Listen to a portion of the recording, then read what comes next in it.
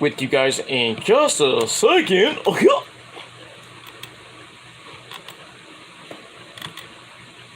you guys just a second. Just working on a couple of things, getting my notes all together, and we'll be good to go. And there we go. Alright. What's up, everybody? Peter Gilmore here for a late Tuesday night video right here on the Peter fucking Gilmore Wrestling channel, youtube.com/Peter Gilmore. Thank you all for watching. Like I said, on this late Tuesday night, September the 20th, 2022, or if you're watching a replay or watching from another time zone or another part of the world or somewhere else on the planet, it is now September the 21st, 2022. Thank you all for watching. Make sure you like the video, hit that subscribe button, like I said, down below in the comments section. Oh, not the comments, but in the description box, I said, which is also in my pants. Down below in the description box. And as always, follow me on Facebook, follow me on Twitter and Instagram. Share the video all over the internet. Don't forget to tap and slap that fucking bell. Treat it like it's your fucking bitch. Or the Milwaukee Brewers.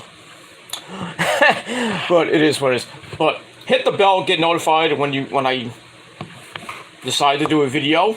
It'll be live or just off the phone, or sometimes off the computer if I feel like doing it off the computer, or from somewhere else. But anyway, hit the bell so hopefully you can get notified. And if not, well, fuck you, man. Pretty much. You're not getting it, then unsubscribe, resubscribe, hit the bell again, hit all notifications again, and hopefully that'll work. If not, then just, well, too bad. Or, I'll be nice and just search my name and you'll probably find my channel somewhere. But it is what it is. But hit the bell so hopefully you'll get notified. And if not, well, I can't do anything for you. That's all I can say about that. Alright, it's late Tuesday night, and you know what that means. I'm tired. Yeah, I am very tired. I got a humongous headache right now. I'm about to get a headache. About to get the start of a really bad headache. I don't know how I'm getting a humongous headache, but maybe it's because I had so much sugar today, but yeah. I had a long day, so it is what it is. But hopefully you motherfuckers had a great day, and if not, well, too bad for you. Pretty nice day on the last couple of warm days here in the Northeast. Fall begins Thursday night, like at 9 o'clock, but officially starts on Friday, and it's going to be cold as balls Friday morning into all day Friday, and part of Saturday morning too. It's going to be like 45, almost like 45, maybe 50 degrees in the morning. Woo! And it's the first full day of fall on Friday, so it's going to be a really cold day on Friday, so break out your hoodies, break out the light jacket, the pants, maybe a hoodie if you're going out, but at least, go out, and it's going to be a nice day here in the Northeast, but cold. And, yeah, I got to go out Friday because I got to go to physical therapy, but it is what it is, after work, of course.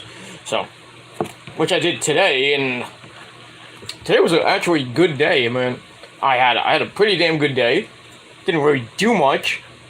I mean, I got up a little bit late, and, but I still got into work. I did a little bit of work today, and then I had to leave early to go to physical therapy, of course, and, did all that, and, it hurt like hell. So, because basically my legs are starting to get back to normal. I don't have a lot of cramps on my leg like I used to have, like about a few weeks ago, but those are gone because I'm now stretching my legs out a little bit more, going for a little bit more walks after work or when I get some time. So the leg cramps are starting to go, which is great. But my shoulders, my neck, and my back are like shot. So that's what we've been working on in physical therapy today, for the last couple of days. Got a couple sessions, I should say. So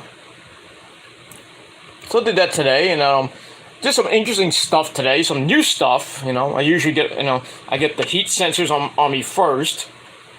Then I get the vibrating machine. It was like and then after that, my physical therapist asked me if I wanted the cups that go on your back, like all the wrestlers get. You see Kenny Omega and you see all those weird looking circle marks that look like I don't know, they look like really bad circle marks. That's from physical therapy. So if you see Kenny with that, and we've seen a lot of wrestlers and athletes, well, some athletes, not all of them, but mostly wrestlers get that type of treatment, and they have those marks on your back because you get the cups with the physical therapy. They get like just suck up your skin. I don't know what they do, but I got that today for the first time. But it was very light, so when I got home like a couple like an hour or so after I left physical therapy. But I went in the shower, and then I got out, and I looked, just to make sure, see if it would get like that, but it was very minimal. You barely see it, but it's still there a little bit, but not much. So I had that today. It was fun. And then I don't know what this woman did, but I thought she almost broke my shoulder twice. She took my arm and had to put it all the way back like this, like a hammerlock. She put me in a hammerlock, and on both arms. I'm like, are you a wrestler? You want to wrestle? No, no, I'm just kidding. But in any event, did that, and she bent it back and then started massaging the shoulder, and it hurt. Oh, I have a high tolerance for pain, but sometimes, sometimes it fucking hurts. Oof. I was trying to be a man, be a man, which I am a man. I'm a man. I'm 40, got a beard. Be a man and take it like a man. Not like that, but you know what I mean. Some of you like that. I don't know, but certain people do like that. You know what I'm talking about. But anyway. But yeah, I took the pain, but there's a point, where she was digging into my shoulder blade and into my back, really. I was like, ah! I had to tell her, take it easy. Take it easy. Why are you so crazy? Like Andrade, Not like that. Real Rowdy Sport Rowdy's here. What's up, mate? But yeah, not like that. I took the pain. I withstood it. But it is what it is. But, it hurt.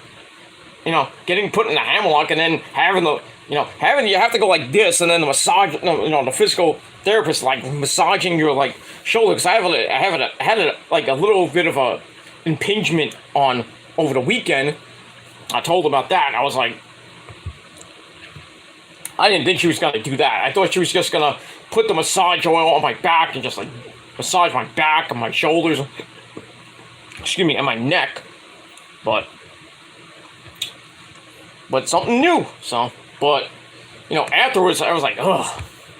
And then I had to do my stretching, and then we did a couple of I had to do on an incline stretch. I had to put my feet like this and then go like this a couple times, and I had to take an elastic band and I go like this, not almost like this, but differently, Hulk Hogan, brother, Hulk it out, brother, So I had to do that a few times. Then he gave me some free weights, and I had to go like this.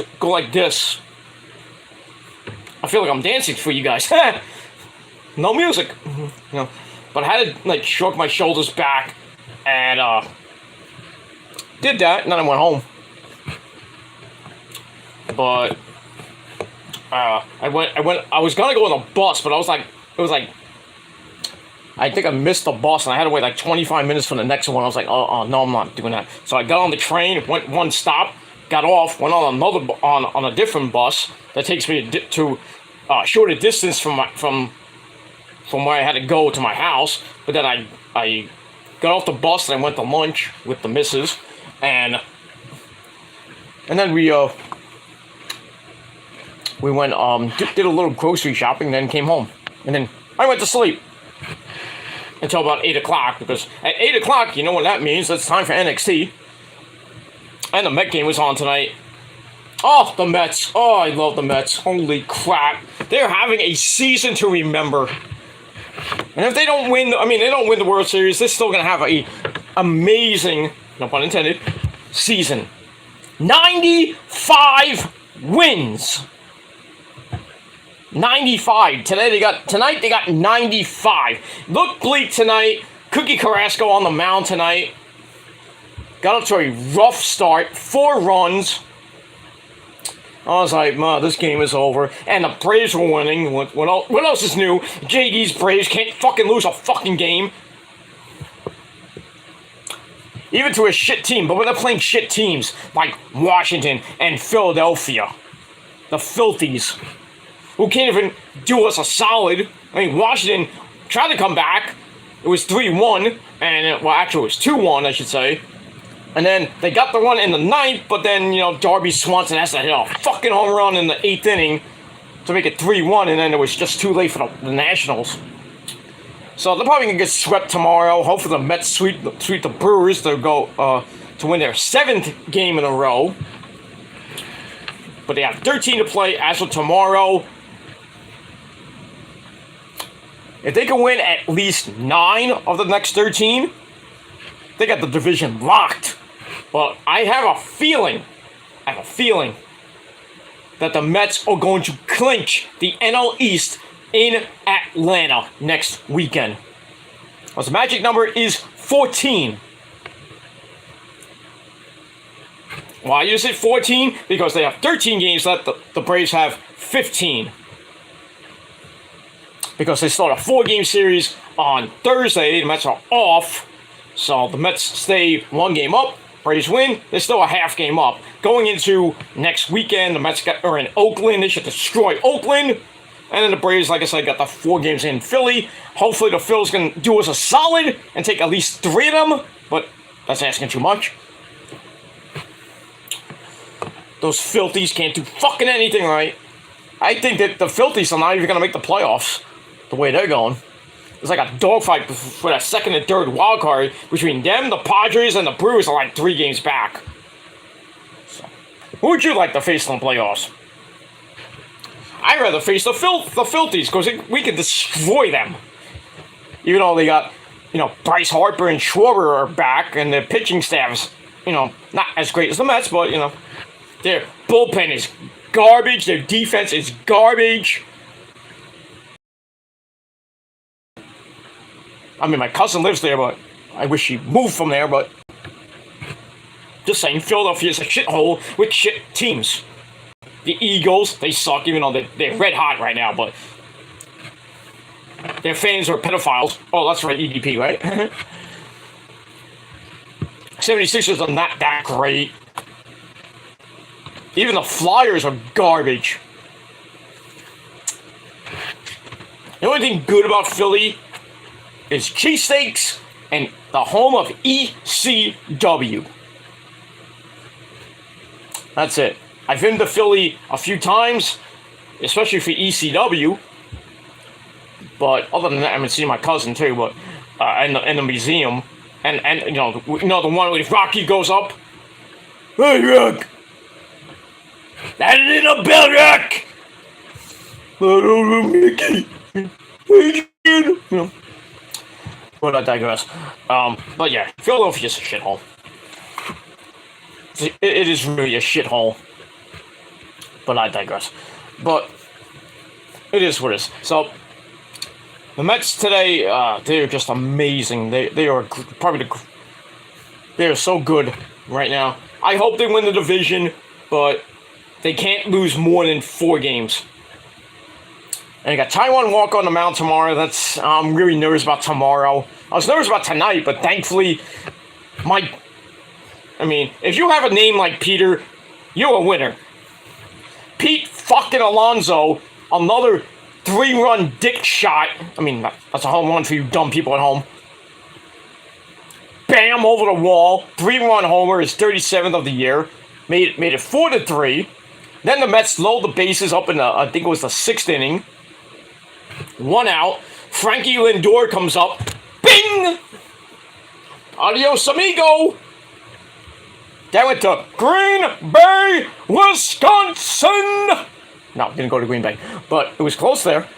He hit a grand salami with extra cheese and chorizo on that shit. Made it 7-4. Brewers got a run in the bottom of the 6th, made it 7-5. And then it got a little bit dicey in the 8th. Ottavino came in, stunk it up a little bit, and then the man himself, the man that they play the trumpets for, Edwin Diaz, comes in, 4-out save. Good night. Mets win. Duh! Mets win 7-5. 6th in a row. 95 wins. I think at most they get 101 to 103. But we'll see what happens. Like I said, the Braves won tonight, but nobody gave 2 shits. Except JD jacking off. Next to his cat, but it is what it is. As far as the Yankees go, who cares? No, the Yankees won. They came back tonight. They were down 8-4. Judgy Wudgy. I mean, can somebody can we get the FBI on Judge, please? The guy's a fucking steroid user. 60 home runs right now. He hit 60 tonight. At this rate, they got, I think, 15 games left. He could hit 7. He could probably break Bond's record at this point. Well, it wasn't even a record, because it's that little asterisk, because we all know Barry Roy Bonds did steroids, but they acknowledge it with 73 with the asterisk on it. Most home runs in the season, 73. But the way Judgy's going, he could hit 75 or more. Who knows? But you know that's going to be an asterisk on that too, because he's definitely on the roids. Same thing with Stanton. Stanton won the game tonight with a grand salami with extra cheese. Well, not even extra, but so Pirates couldn't do anything. They had bad fundamentals. So it is what it is. So Yankees win. The Yankees win. Nobody gave 2 fucks. Toronto won. They beat the Phillies tonight. 18. I think it was 8. Well, the last time I saw it was 18-10. It felt like a football score. But so the Blue Jays stay 5.5 games back of the division. But it is what it is. Yankees got one more game with the Pirates and a big 4-game series at home against Boston. And they'll be home for this week and part of next week, and then they finish on the road.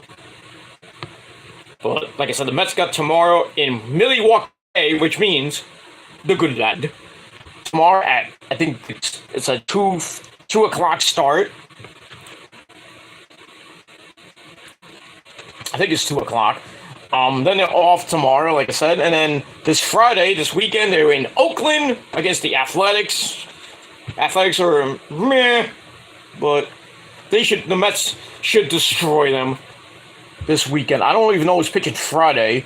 I think the GOAT is pitching on Saturday, and Scherzer's pitching Sunday.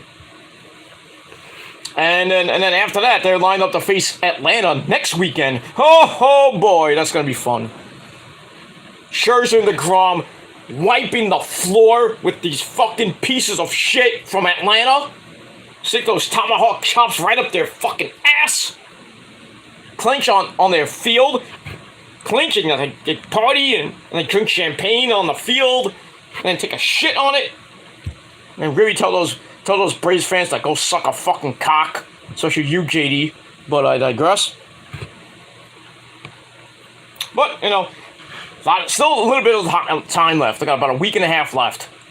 Like I said, 13 for the Mets, 15 for the Braves. Hopefully the Braves lose at least 8 of them. If they go 8-7, that'd be nice. It would really be nice if they lose 10, but look what they're playing. Washington, Philadelphia. Then the Mets next weekend. I think they play Washington again on Monday in Washington, which is ugh. I think the next 15 games are in the division for the Braves, and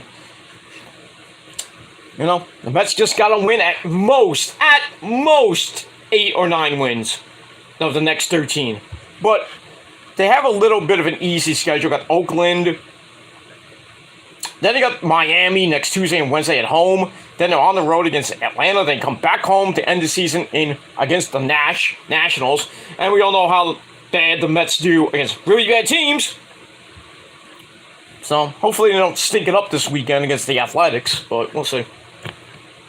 But if you got DeGrom and Scherzer, it shouldn't even be an issue, but we'll see.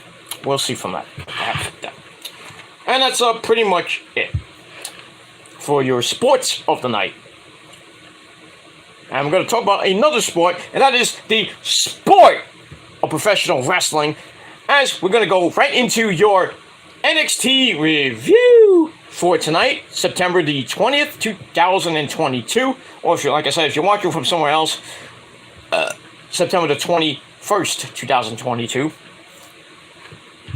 And that's it. Thank you all for watching. My name is Peter Gilmore, your gracious host, your tribal god of Extreme, and your undefeated, undisputed king of all ranters. It's true. Nobody can beat me, even on commentary. But I digress. Alright, let's get to the chat real quick. We got Real Rowdy Sport Rowdy, my good friend from the UK. You watch my show very early in the morning there in the UK, man. You are a trooper. But then you go to bed. But it is what it is. But thank you for watching in the UK, because I love all the people in the UK, well, most of them, not all of them. But I have good friends in the UK, like you, Kevin Daddy, who else lives there? That's a good friend. Well, he doesn't live in the UK, but my good friend Jason Rowan, the Shield of Ballycastle, he is in Ireland. Good friend General Jerry from Ireland, good mates from Ireland. But I do have good friends in the UK, some good friends. But everybody else in the UK can suck a fat one. But it is what it is. So he says, "Hi Pete, God, sounds awful. Physio, geez. Yeah, physical therapy's not fun at times. Depending what you're going in for.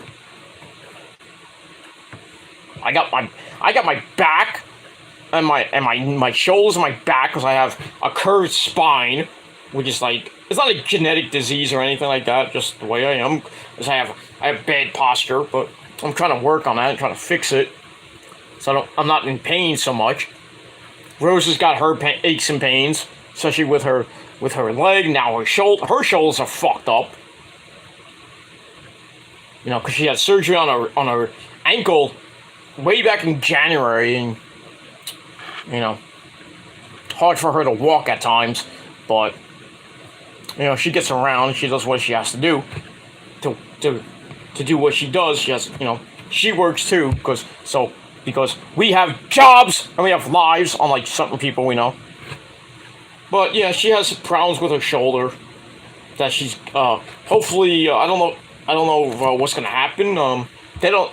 Well, they say there's calcium in her shoulder that went to, now it's in the other shoulder, so she's in pain a lot, which sucks. So I have to be a good husband, and you know, give her the good old massage. Not that one, but you know, well, that's different. But I gotta lay down that pipe, but I gotta be careful, because you know, can't break her back. You know, if I'm not careful, I'll break her back. She's in worse shape than she already is now, so I have to be easy with the stick. You know what I mean? But yeah, we're both old and we're both in pain. So, but we both go to physical therapy. So, but it is what it is. But yeah, it's not fun at times, depending on what ails you. It could be your leg, it could be your back, your shoulder, your neck, your arms and legs. Head and shoulders, knees and toes. No. Anyway. Alright, then he says, take it like a man. Sounds dodgy. It does. But, like I said, I have, I can take pain, but not excruciating pain. When they really go in and they massage you and they get to that good spot and you hear that, it's like, ah! It hurts. Believe me, it hurts. But,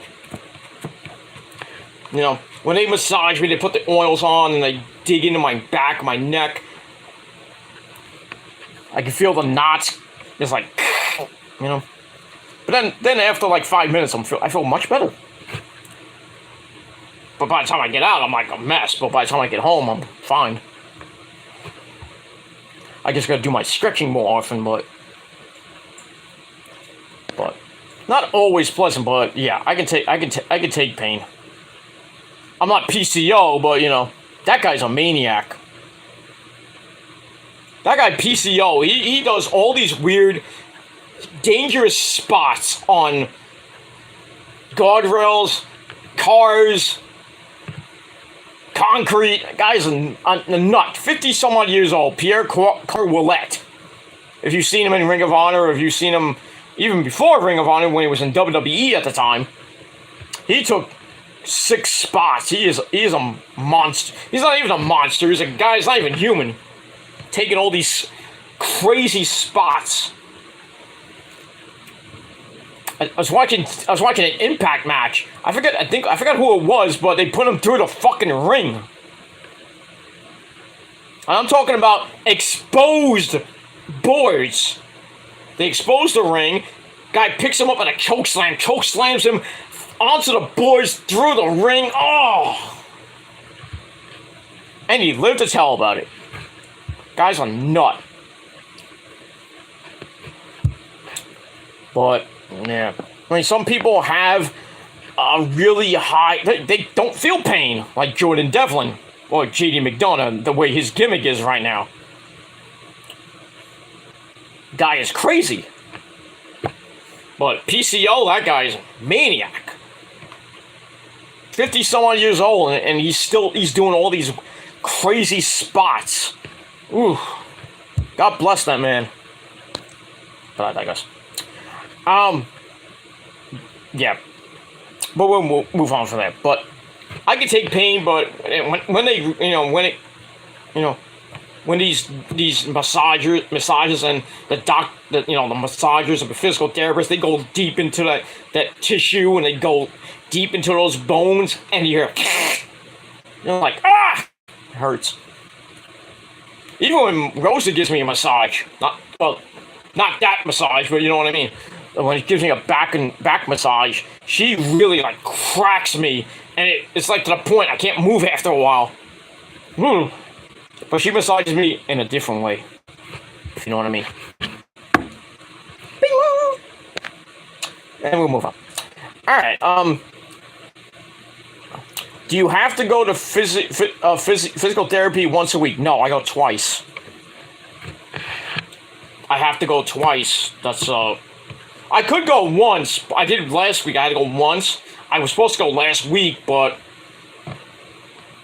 I had a last minute emergency. That's why I couldn't go last Friday. I usually go Tuesdays and Fridays, but sometimes I have to, if I have something come up, I have to let them know, and I hate to do that. Let them know like 5 minutes before I'm supposed to go there.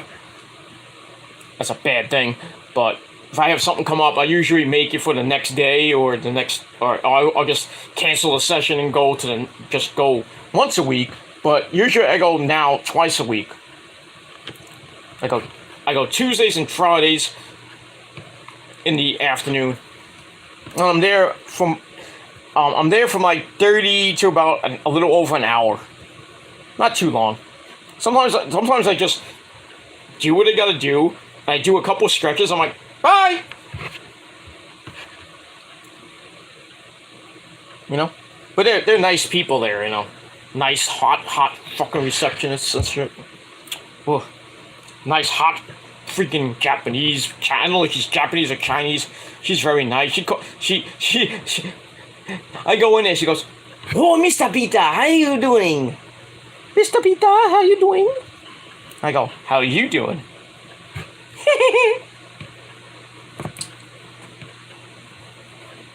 I lost the complete signal on my, I don't know how I lost signal on my, freaking,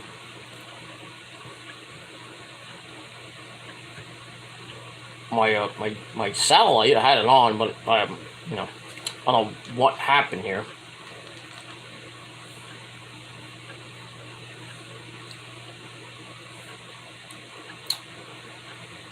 Not even, I mean, it's not raining. How could I lose complete signal on the rich man's satellite dish? Maybe it's windy. No, it's coming back on now. Maybe it's just a glitch. Sometimes it does that. But we'll see. Maybe I have to work around it. Maybe it could be the stupid internet too. Sometimes it knocks it off, but hopefully I get it back by the morning when I have hopefully I can watch Dynamite tomorrow. This doesn't become a lingering thing. I will be fucking pissed. There's Dynamite Grand Slams on tomorrow. It's going to be a humongously epic night of action from what Johnny Khan's saying. I think it might break their 1.4. They might get 1.5 tomorrow. I mean, Raw did a 1.6 last night. Crazy shit.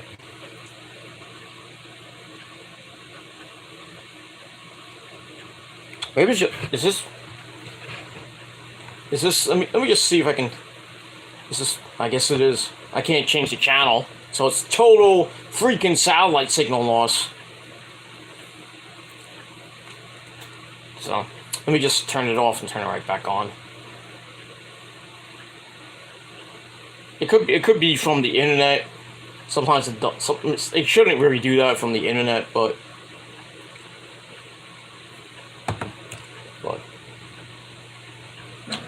there we go. I could hear the crappy music.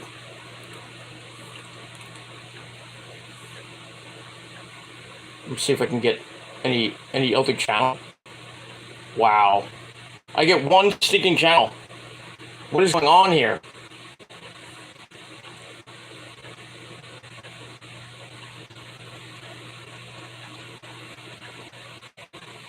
Alright, I'll fix it later.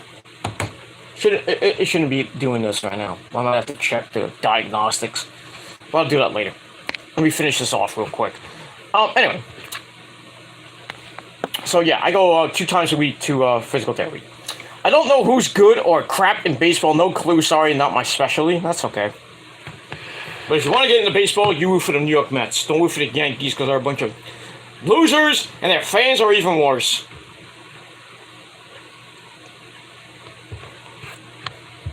The Yankee fans are classless fucking bums. I digress. And we move on. I see Wagner got used tonight. He doesn't do much. Big guy, about 6'9", I think. Yeah, he's around 7 feet, but they're not really doing much with the guy. They're not really doing much. I mean, they can't. Like, we first saw him, he was like this big guy. He was with Sophia Cromwell, and then now he's with Robbie E. Not going anywhere. He had a semi-okay feud with Solo Sikoa. I mean, that epic, Falls Count Anywhere match was just insane. Then after that, they made him... I thought they were going to make him a monster. They were going to bring him up to the main roster. But Vince wanted to bring him up. And then he's like, oh, no, go back down. Go back down. And then he's now in NXT, not doing anything. He's in a stupid feud with Sangha. You know, the big Indian guy, Veer's cousin. And now he's in this weird thing where... He used to be a heel with Grayson Waller. Oh, he did it. That guy. He was a heel going after who was Grayson Waller going after and then Song was beating him up. I think it was Ciampa. I forget who it was, but and now they turned Songa into a face, and now he's like a this big Bollywood. I don't know what his gimmick is, but he's always with those the Spanish Italian hotties, Valentina Ferraz and Yulissa Leone, and Yulissa Leone is out for like 6 to 8 months with her leg injury. Now Songa's like, oh, I want to bring peace. You don't talk to those ladies like that. You talk like a man. I'm like, what? Are you really trying to be the great Kali? Boopy, He's like comes in, oh, the dancey, and then he gets kissed by Beth fucking Phoenix. I'm like, what? Just to get eliminated in the Royal Rumble.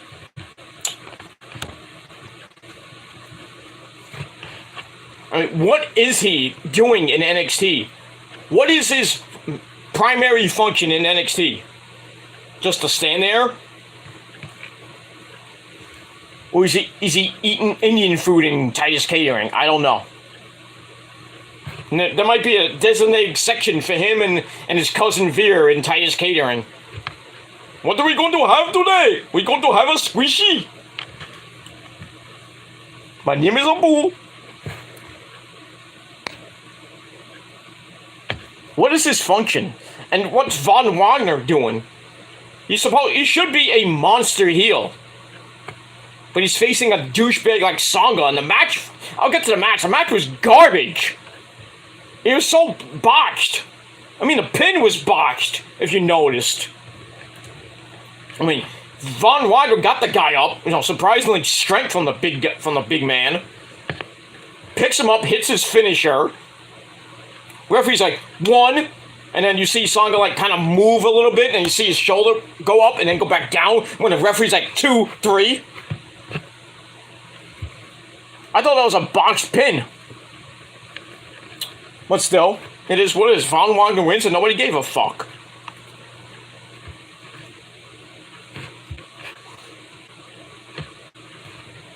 I don't know what they're gonna do with Von Wagner. What they're gonna do with Songa. What they should do is get him out of here.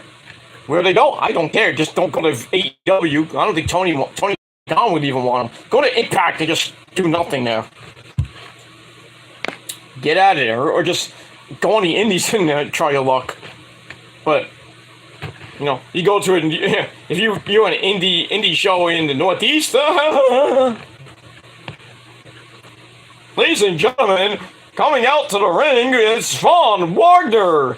Who? And he faces some jobber, like a 19-year-old jobber or something like that, named Joey. Not Joey Janela. I was thinking of Joey Janela, but Joey Jameson or something like that. I don't know. Not Jenna Jameson, the once former hot porn star. Now she looks like shit.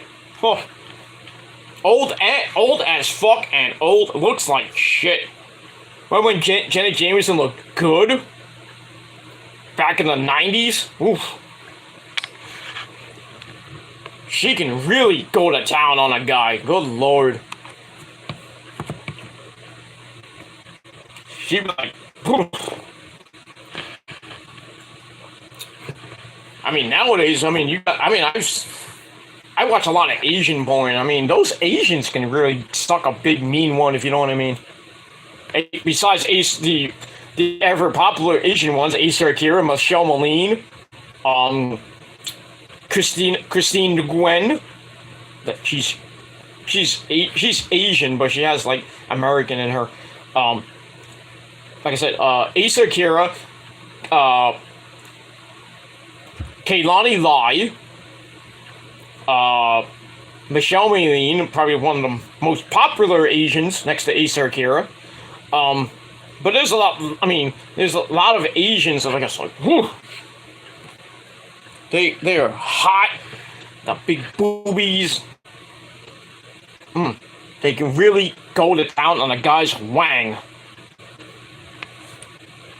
And then when the guy's laying down pipe, they were like, just like, they were taking it like a freaking beast.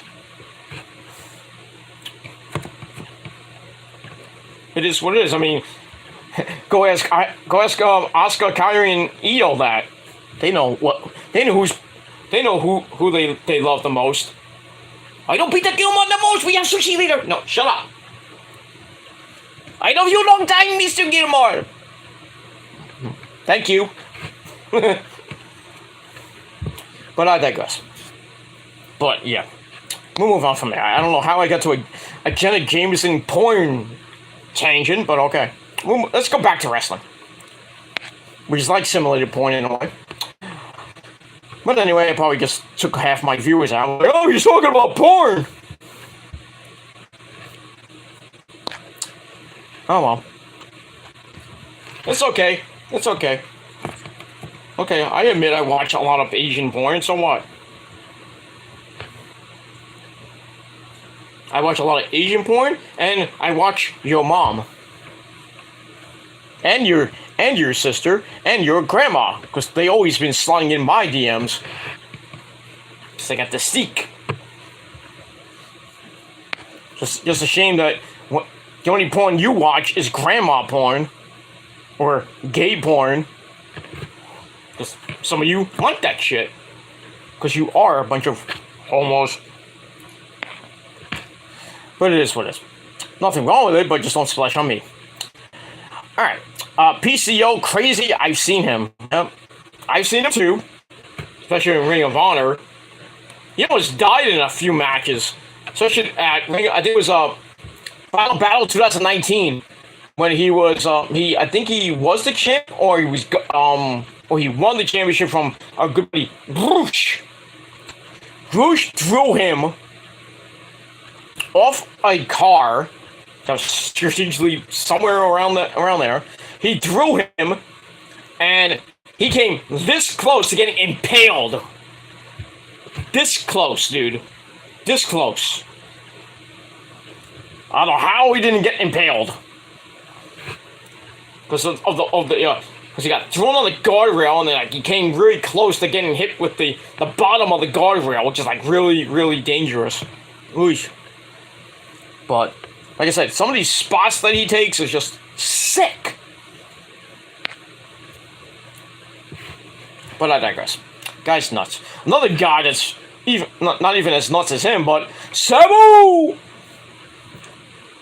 Sabu is another crazy fuck. I mean, if you've seen the barbed wire matches he's been in, especially the one with Terry Funk. I was a hardcore legend in Japan. Japan, #1, forever and ever. Yeah, I mean, that barbed wire massacre match they had in ECW for the ECW title, which Terry Funk lost. Sabu did a, he jumped off a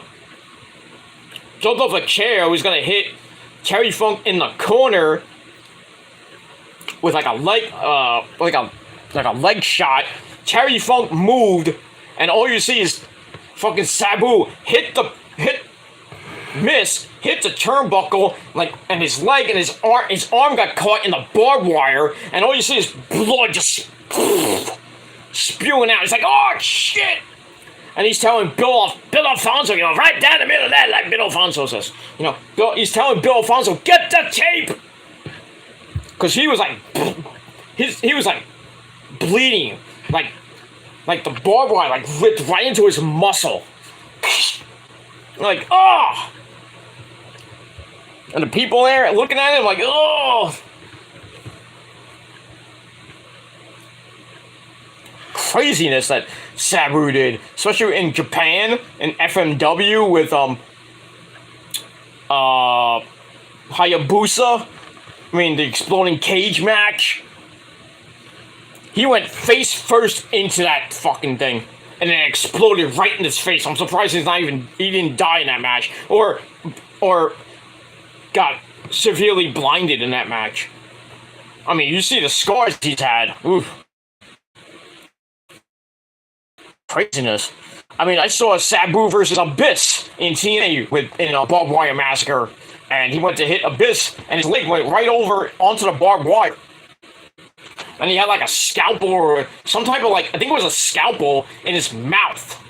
And he's like going just trying to get the barbed wire out of his fucking leg and his nutsack. I was like, oh, dude.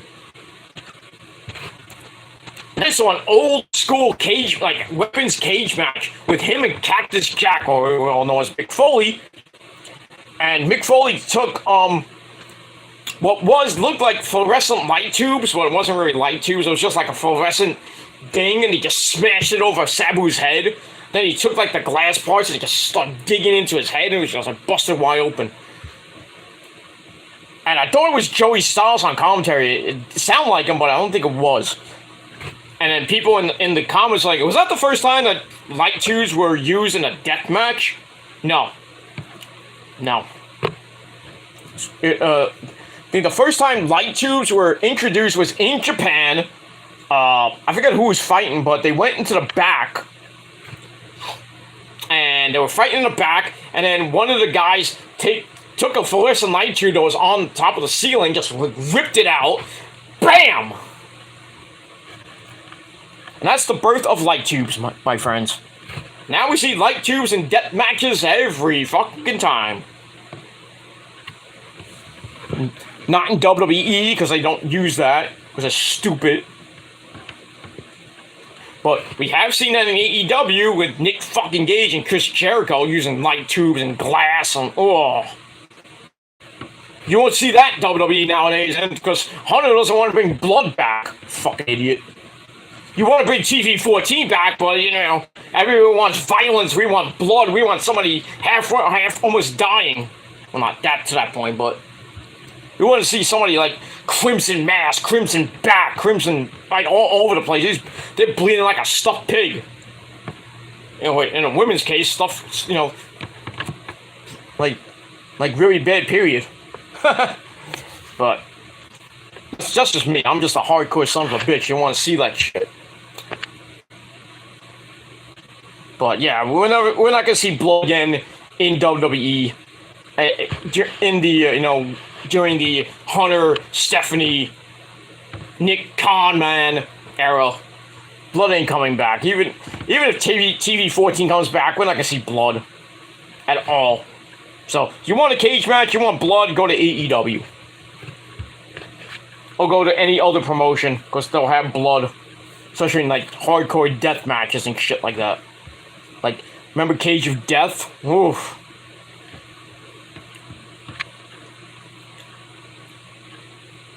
They don't even call it Cage of Death no more. They just call it a hardcore death match in a cage.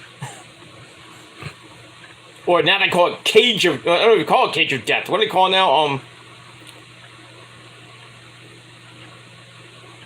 Cage of Horrors now, I think they call it. GCW had a show where I think most of the matches were in a cage. I think it was it was Cage of Death. I think it was. I think they just changed the name of it. Something Death Cage or something like that. I forget. I have to look that up again. But yeah, it is what it is. And women get hardcore. They're in death matches. Mickey Knuckles is fighting Matt fucking Tremont. Wow. I never thought I'd say that, but that's gonna be a mess.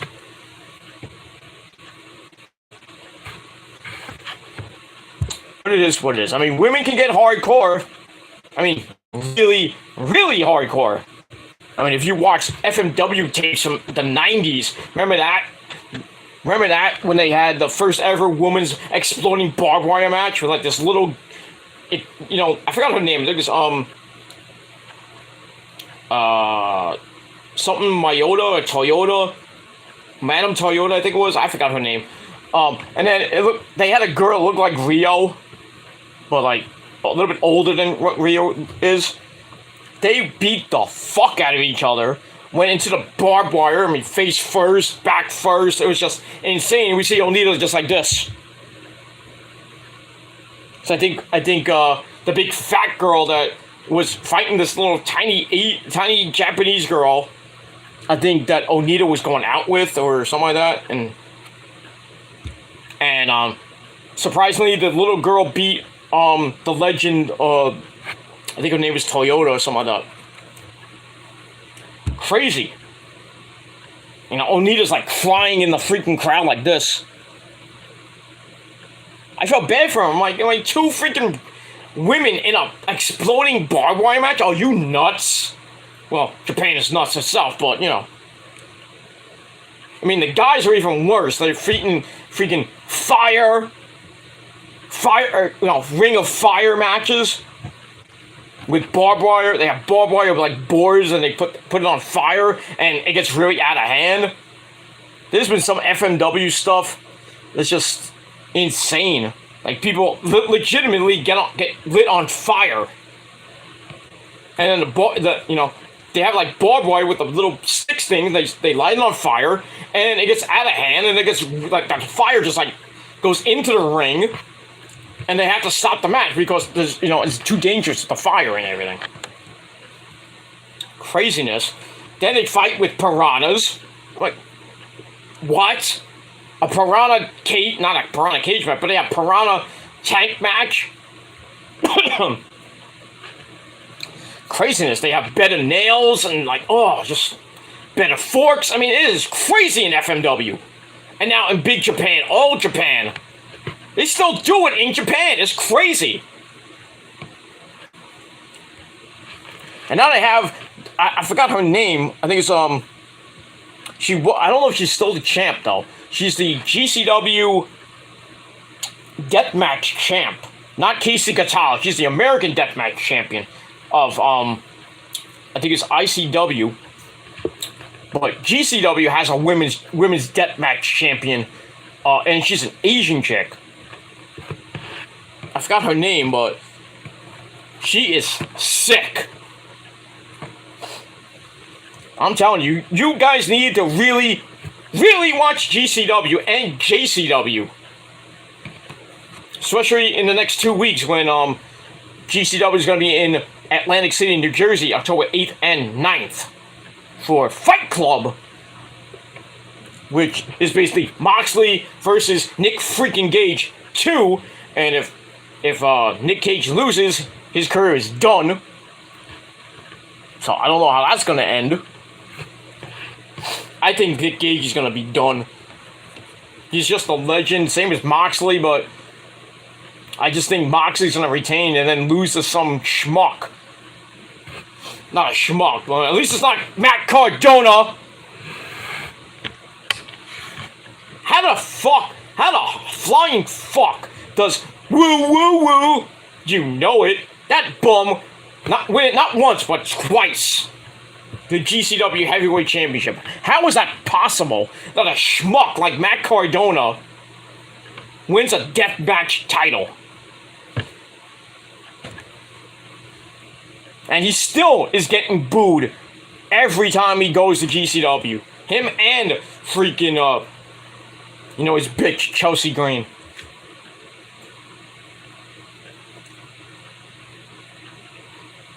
And, the good thing about, Chelsea Green being in GCW was showing her big, her tatas to Jimmy Lloyd. And Jimmy Lloyd almost died in a match last week. Or this past weekend, I should say. They did a move, and I think Jimmy Lloyd almost landed on his fucking neck. Ooh. It was GCW versus some weird promotion. I forgot what it was, and they showed highlights of it on the GCW Instagram page. The way that whole match was just crazy. It was like two dangerous spots. One with Jimmy Lloyd, one almost broke his neck. And then another one when a guy did a suicide dive and completely almost missed the guy and hit the guardrail. Oof. And the freaking thing was like this big. Like, come on. Crazy. I do not like Matt Cardona. For the simple fact that my good friend Mikey Mittens, the Interstate Gigolo, who's a hardcore beast in himself, member of the Prophecy, by the way, even though he doesn't want to admit it. Bastard. But yeah, Matt Cardona, like, really hates that guy. And Mikey Mittens hates fucking Matt Cardona. He's like going like this, right in his face. So like Matt Cardona took a beer, drank the beer, and spit the beer in his face. Then at an Atlantic City show, Mikey Mittens did it again. He's, went like this right into Cardona's face. Cardona like stepped away, and he went to grab a water bottle, took the water bottle, spit water in his face. And I'm like, don't you fucking learn?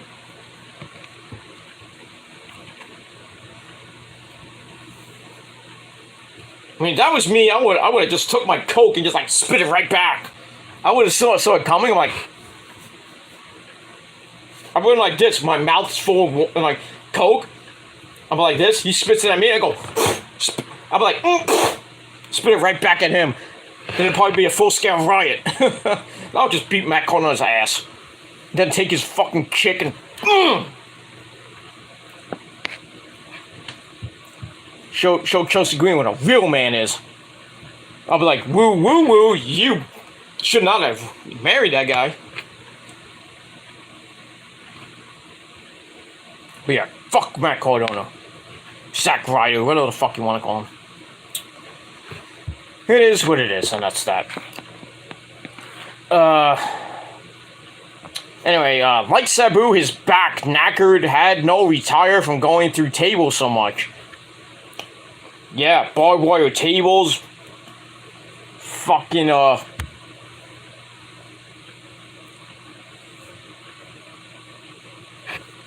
barbed wire, exploding barbed wire matches, time bomb matches, just crazy. That guy's a nut, but he's a fucking legend. Sabu! I think he is retired. And as well he should. A freaking legend. Former ECW heavyweight champion, former hardcore champion. Not for hardcore. Former ECW champion, former tag team champion with Rob Van Dam. You suck. But he's a legend. His many feuds with Taz. Willow. But it is what it is. Alright, where are we here? Let's catch up. It will catch up to you taking bumps. Yeah, it does. Eventually, as you get older. As you get older, you're going to be starting at 18. But by the time you're like 45, your back is shot. But I digress. I got shouted at tonight by a Corey Jade simp on a live stream. Oh, that's sad. I said Corey Jade doesn't look like a wrestler. Skinny, pass her in street, you wouldn't know she wrestled. Yeah. She's a skater girl. She will see you later, girl. I'll see you after the show. Yeah, but she's 21, so you wouldn't think she's a wrestler. You have a point, but... Right now, we're in the generation of Jade. And I'm not really liking her feud with Roxanne Perez. Because they're best friends. Not a really great feud between them. Sorry. And now, Corey Jade's heel turn. The generation of Jade. I'm trying to get into it, but... we'll have to see what happens with that. But... I think her time passed when she was in freaking War Games and she just got obliterated and still won the match. It's like they messed up her arm, I think. And somehow, some way, she was the star of the match. We'll figure that one out. Now she's a heel, supposedly not like Mandy heel, but I just don't like her program right now with Roxy. I just don't feel like it's going anywhere. But yeah, it sucks that you got yelled at just because you said that Corey Jade's not a wrestler. She is a wrestler, but she's 21. But she's 33. At least she's not 17. Anyway. Dynamite should be good. Oh god, that's crap. Hope TV comes on. Nothing worse. I have TV on 24/7 in the background. Well, it came back, thankfully. So, yeah, probably just a glitch. Probably the wind. I don't know. It's fine now. It's all good now. It's all good in the hood. Yeah, but Dynamite, yeah, should be great tomorrow. Amazing Dynamite tomorrow. Tony Khan's promising probably the best Grand Slam of all time, the best show of all time. I would dare say that Dynamite gets close to a 1.4, or if not a 1.5 tomorrow. I would not be surprised. I think it's going to be the best show of the week. Same thing with Rampage, even though Rampage is at 10 o'clock this week. I thought it was going to be live, it's not. But it's a 2-hour show, 10 to midnight on Friday. That's a long time of wrestling. From 8 o'clock all the way up to midnight. Oof. I feel bad for all you people doing reviews. You could probably start your review at least by 12:15, 12:30-ish. I'm probably going to start... I might do my review on Saturday. Because as soon as Dynamite goes off, I might go to bed. I'll do it Saturday. I'll just take Friday night off. Just watch SmackDown and Rampage. That's it. Do the review on Saturday when I have the day off. Because I had the weekends off anyway. But we'll see what happens with that. But Dynamite should be great tomorrow. I can't wait. Only 2 women in the men's rumble. Nia Jax and Beth fucking Phoenix, I think. Yeah, I think so. I thought Karma was in it, Awesome Kong. I don't think she was in it. I think you're right. Hold on. My allergies are now acting up. Excuse me. But yeah, Nia Jax and my whole Jax and Beth fucking Phoenix.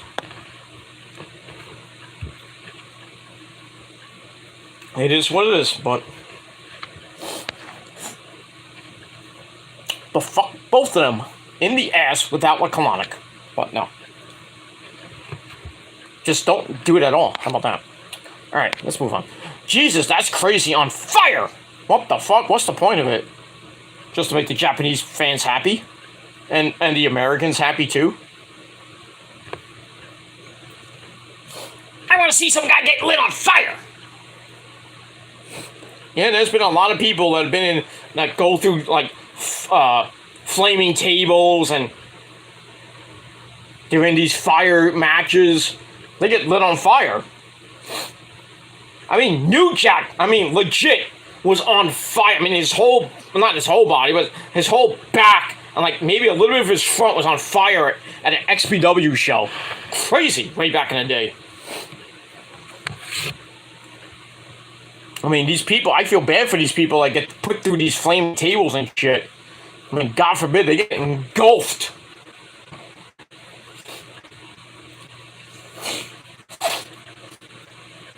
Crazy. I mean, both Mahoney getting put through flaming tables way back in the ECW era. Even Francine, yeah, that Francine, the Queen of Extreme herself, got put through a flaming table. Insane women going through fucking flaming tables and glass and all this other shit that the men are doing. But the men are doing it way better, but I'm just saying. Crazy. It's just craziness. But I digress.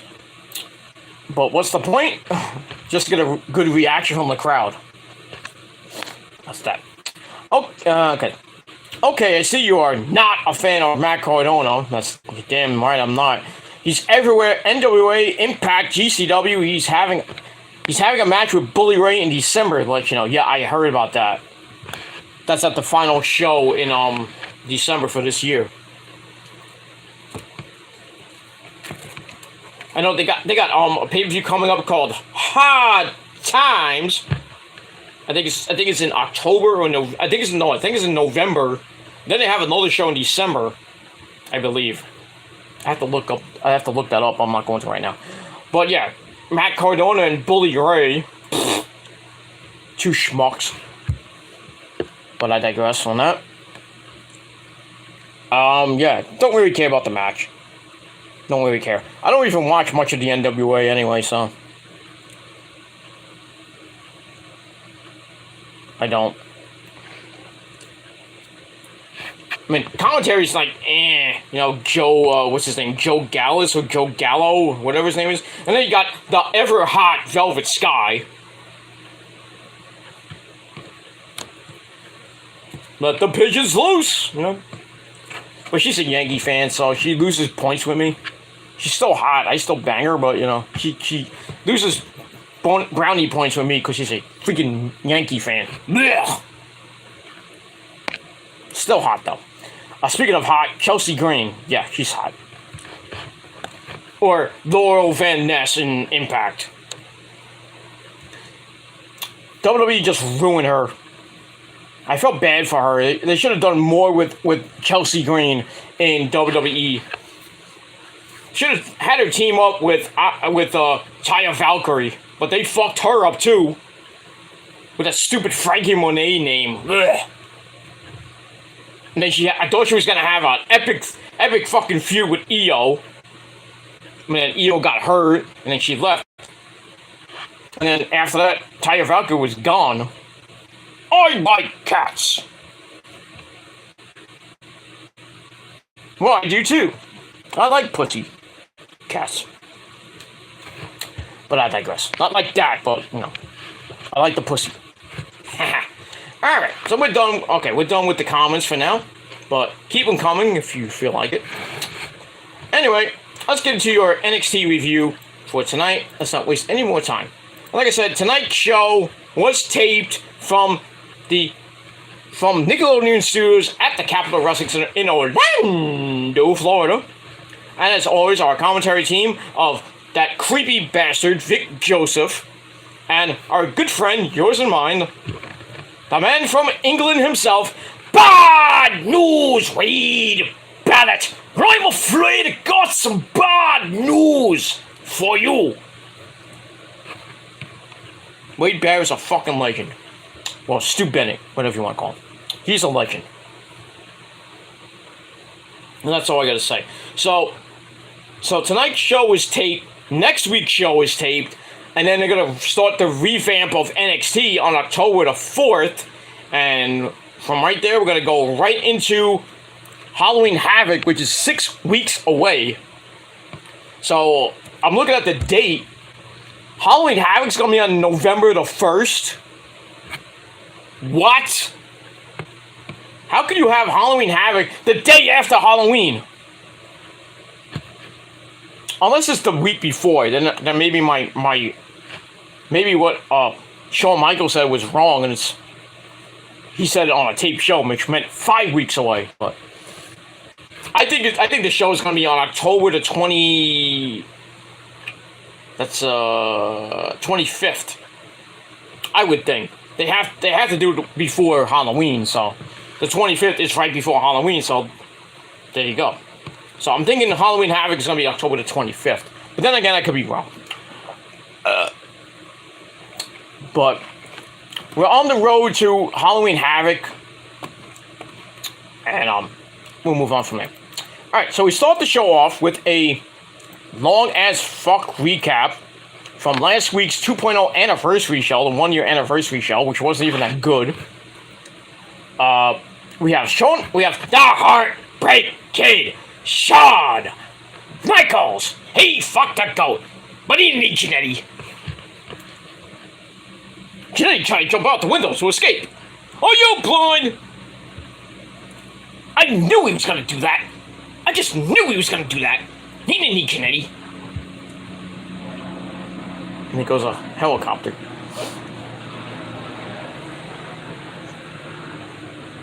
At 2:18 in the morning, a helicopter going by. This is your local traffic report. Anyway, alright, so we start off with that, with Shawn Michaels' voiceover that ended the show. Then we see the new NXT logo, which is back to black and gold. For now.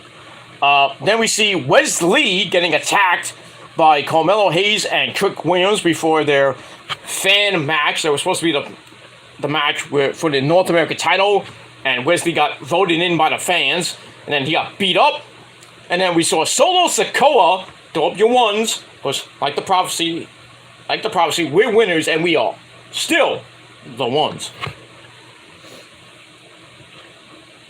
Alright, so we see that, and we see Solo winning the North American Championship last week, and the shift to the black and gold brand, which I guess the black and gold brand is going to be back permanently, which is great. Get that 2.0 rainbow shit out. So we got that. Then we saw Solo, well, we didn't show it, but we saw Solo Sikoa on SmackDown defending the North American title against Mad Crap Moss. So we see that. So then after that, we go to a video from earlier in the day. We see Mello in the Capitol Wrestling Center. He goes into a room and says, "You wanted to see me, sir?" And we don't know who he's talking to, but I think we assume who it is. That's HBK, because he's the GM. He doesn't own it, but he runs it now, so I guess he's the GM, if you want to call it that. Like Hunter was. Well, before Regal, then Hunter. But anyway, so he comes in, and then Solo Sikoa comes in. He's like, "What the fuck are you doing here, dude? What are you doing here?" They start arguing, and then Shawn Michaels tells him to shut up. So he tells Solo that you competed in a non-sanctioned match, and I'm sorry to say that you have to give me back the title, but thank you for all you have done in NXT, and see you later. So Solo's like, fuck, I just won the title. But he won the title when he was, they announced that he was going to the main roster. So, like I said, tape show, don't count. So anyway, so Solo says this sucks, and we all thought it sucked. Everybody on Twitter is going crazy. Why is he giving up the title? I'm like, dummies, it's a tape show. You knew it was going to happen, because if he's on the main roster, he has to give it up. The old Paige routine. Asuka the same way. When Asuka went to the main roster, after she was undefeated for like 500 and... Well, her NXT reign was 512 days, and then she got called to the main roster. And she was in the ring, and she's like, "Oh, are you very sorry I have to give up title? But nobody is ready for Asuka." And she was just a powerhouse for the first couple of years, and then she loses the fucking undefeated streak to fucking Charlotte Flair. At WrestleMania 32. Stupid idea. She just kept Asuka as a monster face, well, she was a face. Just let her be a monster for like the first couple of years, and just then let her win the title, and then hold it for another 3 years. But look who was running the brand back then. Old man Vince McMahon. Damn it! No. So anyway, so Solo hands over the title and says, "I told you I had next." So I just wanted to come here and told you I had next. It sucks. Well, Shawn's like, "Well, this sucks, and I'm sorry, but rules are rules. You have to get back the belt." So Solo gives him back the belt. Then he leaves. And, he's like, I got business to attend to on SmackDown with my, my tribal chief. Blah, blah, blah. So he hands over the belt. Shawn wishes him good luck. And then Meadows laughing, and he's like, well, can I have my belt back now? And Shawn's like, "Oh, you really did think about it, that I was gonna give you back the belt on a technicality? No."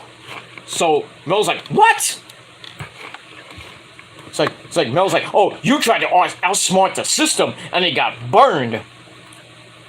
And then HBK's like, "Anytime you think you're bigger than the business, it's gonna slap you in the face." That's true. He says the title will be determined in at Halloween Havoc in 6 weeks in a ladder match, and Metal has to qualify for it because it's a 6-way match, like traditional style, like all North American ladder matches that are, when the title's vacated, ladder match, 6-person ladder match, which is always fucking epic.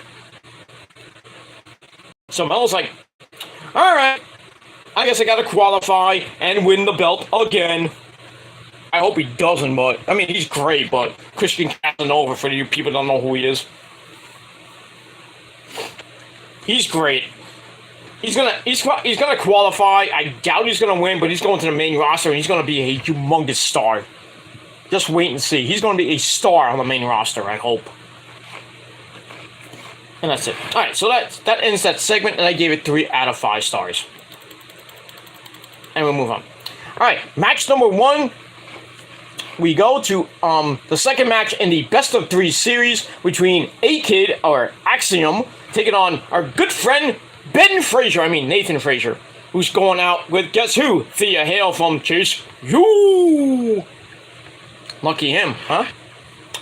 Anyway, so Axiom is up one match to none. This is match number 2, but we all know in best of 5 matches, most of the time they go to the 5th match, or in best of 7 matches, they go to best of 7s, and they end in a draw.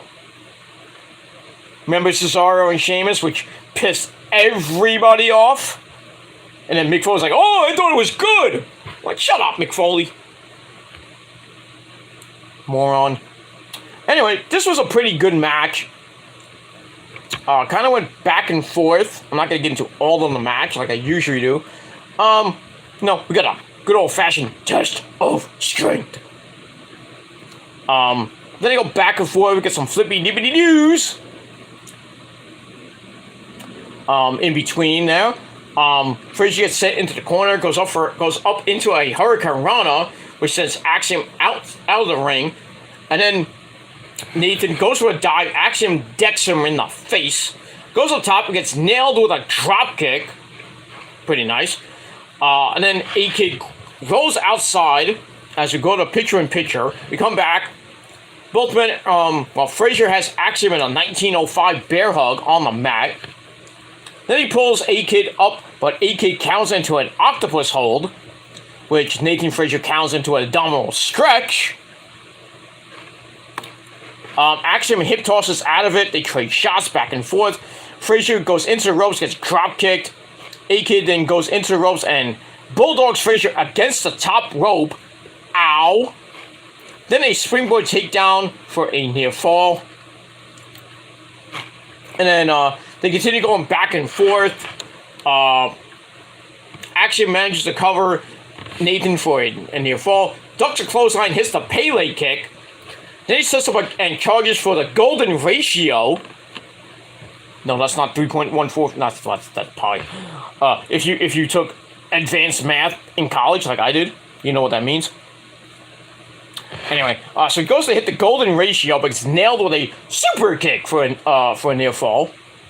Frazier goes up top, A-Kid with a leaping enziguri. Then he goes up top, arm drag crossbody off the top, and a cover for a near fall. Frazier then hits a back elbow, but A-Kid locks in a 1925 sleeper. Frazier gets him off, but A-Kid with a devastating DDT. Goes for the bell lock. Frazier gets a foot on the ropes. Then a big stomp to the back of the head. Ouch. Then A-Kid goes up top. Frazier goes up. We get a superplex. And he holds on for another spinning suplex. Then he goes up top for a spinning splash. 1, 2, 3. Nathan Frazier gets the win. And now the best of 3 is knotted at 1 apiece.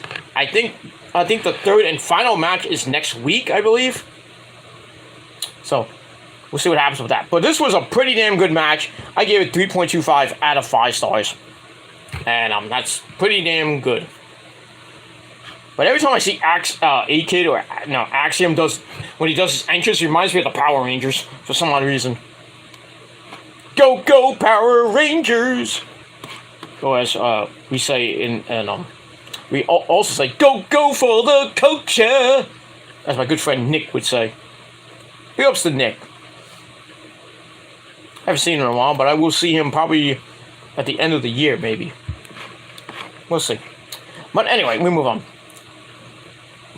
Alright, after that we go to a segment or a video about Mandy Rose, the great champion she is, and one hot, nice piece of ace. What happened last week with Mandy and Toxic Attraction getting beat up by Alba Fire. So, their little feud is going to reignite again, and then Alba Fire is looking to get the Women's Championship and end Mandy's reign at over 300 days, getting close to a year now. So anyway, we see Alba Fire. She says Mandy's reign as champ has been historic, but last week when they locked eyes, she saw into Mandy's soul and saw she was scared, and she's going to swallow her soul.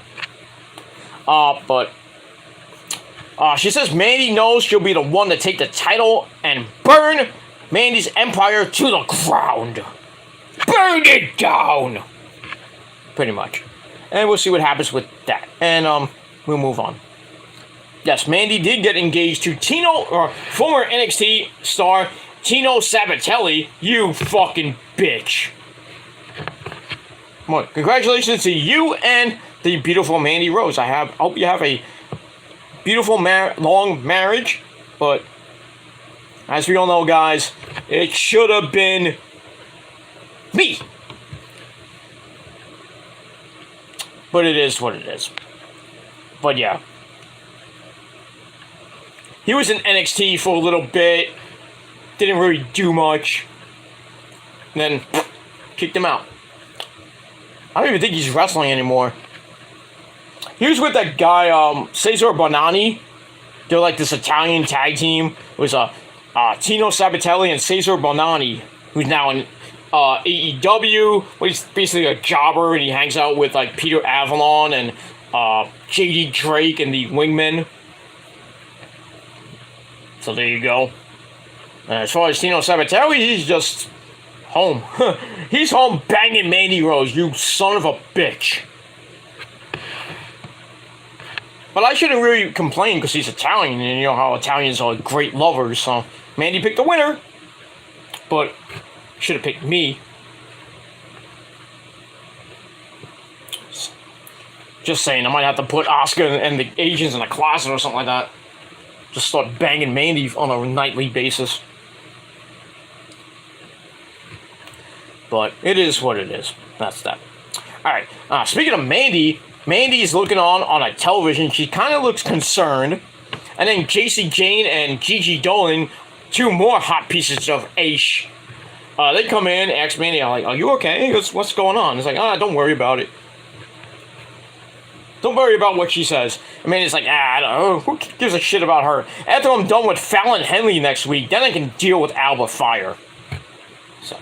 So there you go. So next week, Mandy Rose against Fallon. Don't call me Dawn Henley. 1-on-1. And we all know who's going to win that. That's going to be Mandy Rose. And then Alba Fire will probably come out and try to distract her or attack her or something like that. And then the feud will continue on until Halloween Havoc. We'll probably have a spin the wheel, make the deal match. Because you know that's coming. Same thing with Braun Breaker, most likely, when he defends his title. Against who? We'll see when I get to that point. Alright, so I gave the Mandy Rose Alba Fire segments, I gave that 2.5 out of 5 stars. And we move on. Alright, then we get a Connor's excuse me. We get a video with King Crusher. The Crusher! If you watch Bugs Bunny cartoons. The Crusher! So we see that for Connor's Cure. Wonderful! Yes. Anyway, after that we get a vignette with Damon Kemp. Rips off his Diamond Mine shirt. Sprays an X on it. No, not DX, but X. Then he starts talking shit about costing the Creed brothers their NXT Tag Team titles at at Worlds Collide, and admits he took Tony D and stacked money, not Roddy. So anyway, then he says it was only a matter of time until Julius and Roddy went to blows, but the footage would have proved his innocence, so he destroyed Roddy's phone. Then he destroyed Roddy, as we saw at the beginning of Worlds Collide, in the parking lot. The ever-popular, very dangerous, very evil, very dangerous, like Mr. Danhausen, in the parking lot. So we get that. So, Damon Kemp and the Creed brothers feud begins. I don't know if Roddy's going to get involved in this, but we'll see what happens with that. So I gave that 3 out of 5 stars. Forgot this part. Damon says Roddy's still in the hospital, and the Creeds are pissed at him. He says he's a world-class athlete, but won't fight them 2-on-1. He's going to face them 1-on-1 next week, and they can pick who stays in the locker room. Then we'll get to that segment with Julius and Brutus fighting over who's going to fight them. And that's pretty much it. Let me get to a couple comments because I missed them. Okay, NXT review Solo on both, then NXT SmackDown, weird. No, I think when Solo was still in NXT, but when you saw him on SmackDown, when he debuted, he debuted at Clash of the Castle.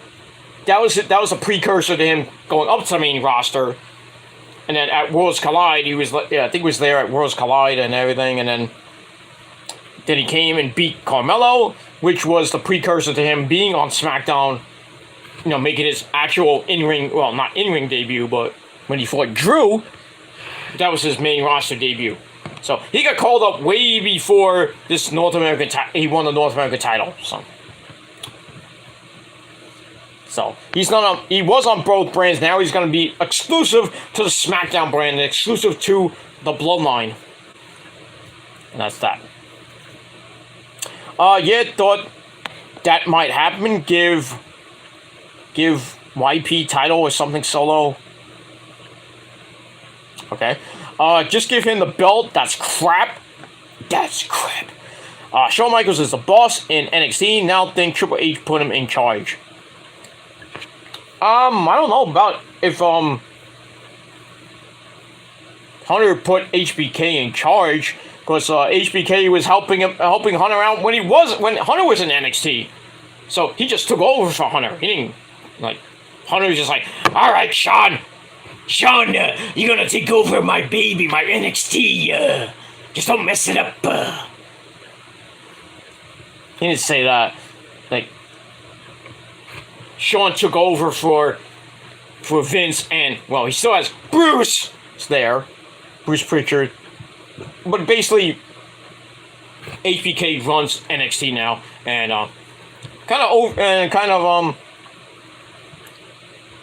reports to Hunter on some creative stuff, and that's pretty much all I gotta say about that. Alright, move on from there. Where are we here? Okay. Mandy Rose getting engaged. You're probably about that. Wrestlers seen him somewhere in NXT at Latino Sabatelli. Okay. Kaden Carter is doing well in AEW. What? He was with D'Angelo in NXT. No, that's not Kaden Carter. That's Cole Carter. That's, what's his name? Troy Donovan, who is 2 Dimes, and now his new name in AEW is Cole Carter, not Kaden Carter. Kaden Carter is with Casey Catanzaro in the NXT Women's Tag Team Champions. You got that wrong, but it's okay. There's your botch of the night. But yeah, Cole Carter's doing okay. He's with the Factory. I gotta start somewhere, but he was also at WOW, the last show they just did, fighting Joe Ocasio for the Warriors Wrestling Heavyweight Championship, and he lost, obviously. So, yeah. So, Hey, Two Dimes was back in his own stomping ground. Well, not his old stomping grounds, but he was on an indie show, but didn't win, obviously. But now he's just, now he's mainly focused in AEW now, mostly on Dark and Elevation. Now he's with the Factory with QT Marshall Not. And, Mr. Captain Caveman, Nick Comoroto. Who was also, came back to, Warriors of Wrestling. Did not win. It was at the King of New York, show. In, Staten Island. So that was that, and, yeah. So, yeah, Cole Carter and Nick Comoroto were at, in Staten Island this, when was that show? This past weekend, actually, I think it was. So, there you go. So, it wasn't Caden Carter, it was, Troy Donovan, Cole Carter. This is your botch of the night. Okay, Vince and Bruce were in charge at NXT. Don't think are anymore. No, they're not. Well, Bruce is still there. Vince is gone. We all know that. Just Sean, guessing it's his best friend, Triple H. Sean. Yeah. Yeah. He's my best friend. Give me a hug. So, yeah. Sean runs NXT with Bruce and I think Matt Bloom or Albert and a couple other people.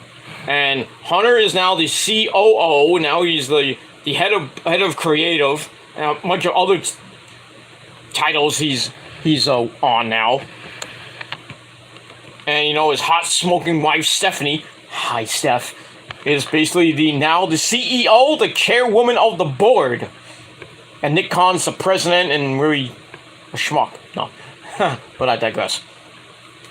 But we all know who the best Khan is. Tony Khan. He's not a con man like Nick is. And that's it. Okay. We're done with that. Alright, so, yeah, so next week, Damon Kemp against either Julius or Brutus of the Creed Brothers. And we'll see what happens with that. Well, speaking of the female in Diamond Mine, Ivy Nile is in the back. She is pissed about Damon Kemp destroying Diamond Mine, kind of breaking them up a little bit. I guess they really are broken up, I think. I'm not sure. Then Tatum Paxley comes in with her face mask on. Says the Creeds will handle Damon, but Ivy, you need to focus on our match against Toxic Attraction coming up next. And Ivy's like, I'm focused. I'm ready. Let's do it. Let's do it. Or as Paul Stanley would say, let's do it. There you go. Alright, so I give that 2.25 out of 5 stars. Alright, then we go to Tack. There's my botch. I'm only allowed one. Toxic Attraction against Ivy Nile and Tatum Paxley. It's a little bit sloppy. Sloppy match, 4-minute match. Toxic Attraction get the win after JC nails Ivy with a shot to the jaw. Gigi gets tagged in. Ivy takes over with some shots to both of them. Then she gets shoved to the floor. And Gigi rolls her back in. Tags in JC Jane, who is elimination. I don't know, total elimination? But like that great ECW tag team the Eliminators used to hit. We all remember who they are. If you don't, go look them up. So Toxic Attraction, I guess it's total elimination. 1, 2, 3, they get the win. They're back on track. Mandy was out at ringside looking fucking hot. Wade Barrett, jacking off on commentary. That's not a bad thing. That's a good thing. That's not bad news. That's good news, I guess. I don't know. Whatever. Alright, so we get the win. Match gave 2.25 out of 5 stars. Alright, after that, we see Joe Gacy and the Dyad, the grizzled young veterans, Fowler and Lee. They're coming to the ring. So Schism is gonna grace us with their presence in a little bit. So we get that. Then we see Tyler Bate and JD McDonough arrive to the arena from early in the day. They're in the parking lot. Hopefully they don't. Thankfully they didn't get beat up. So they're in the main event for the #1 contendership to fight Braun Breaker for the NXT World Heavyweight Championship. And that's going to be a humongously epic match. We'll get to that after that. Alright, then we get to Schism. They're in the ring. Being annoying. Jagger, Reed, Reed and Fowler. Not Lee. Reed. I apologize. Reed says last week signifies the end of opportunity for this in the Schism. It's time. Basically, they're still trying to get Cameron Grimes to join up with them. And then Fowler says, for those few bold enough to sit with them, you have nothing to fear. They sit under the tree and shit like that. They will never abandon you. The road to peace and inclusivity, that's a SAT word, is a bumpy one, but their goal is to make the world a better place. So Gacy then says we've all brought this on ourselves, and change can be scary sometimes, but they've given us ample time to accept the change, and we'll see the world through their eyes, whether we want to do it or not. Then he talks about Cameron. I gave you multiple chances, but you wouldn't listen to me.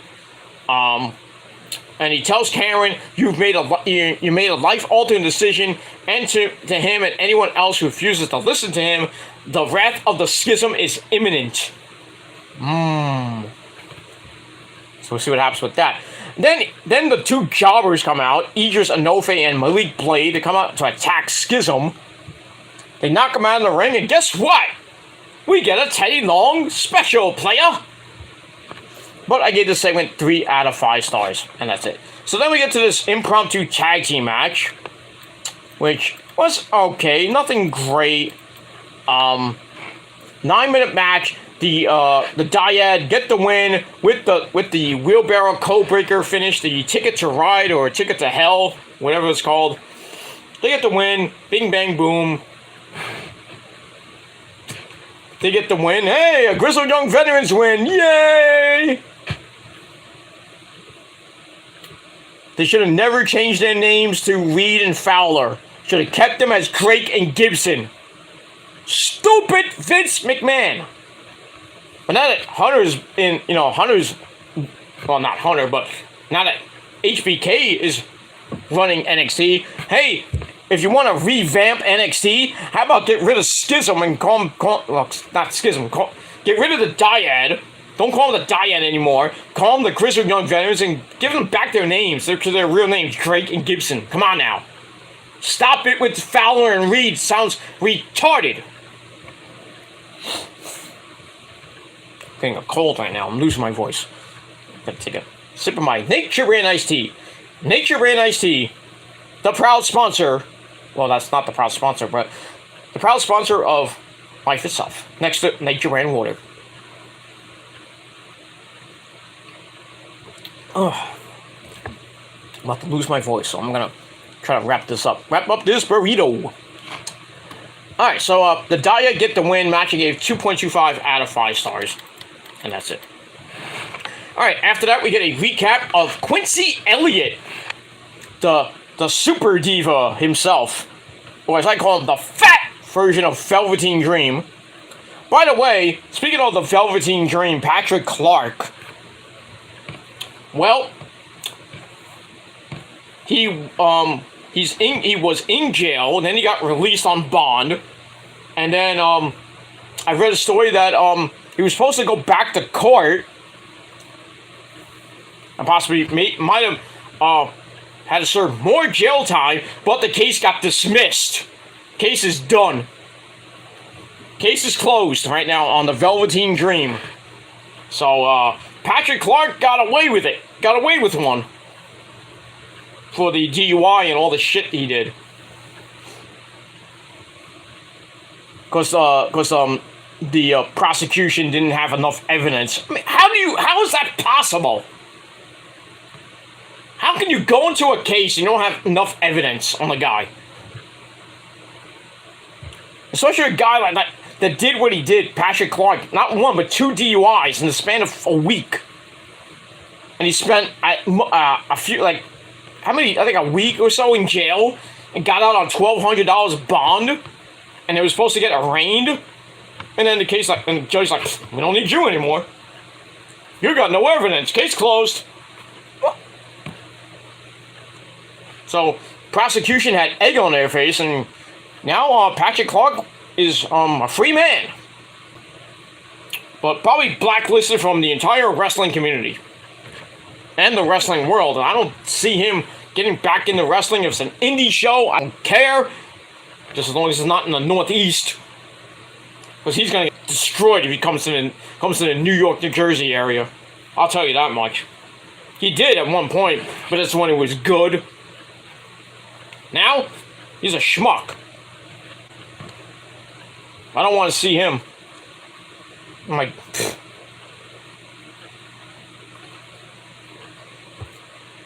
I'm like, oh, I don't want to see him. I'm like, get out of here. Go to Impact. I don't give a shit. Just don't even, Tony Khan, for the love of God, don't even call him. Let Scott D'Amore or, Billy Corgan deal with him. He's just a nuisance. It's just a friggin' bum. That's gonna be a real pain in the ass in your locker room.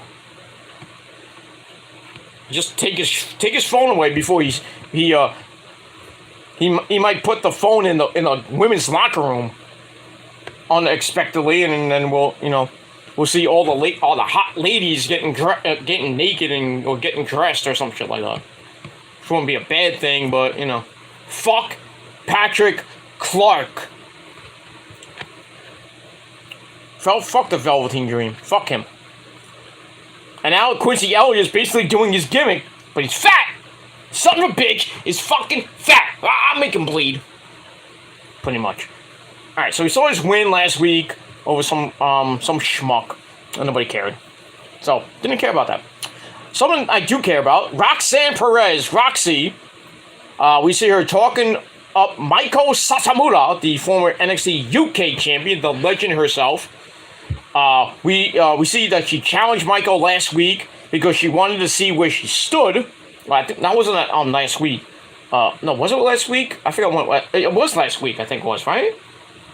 I forget. It's late. It's almost 3 o'clock in the morning. It's late. So Roxy said she was nervous and had never been hit harder in her life.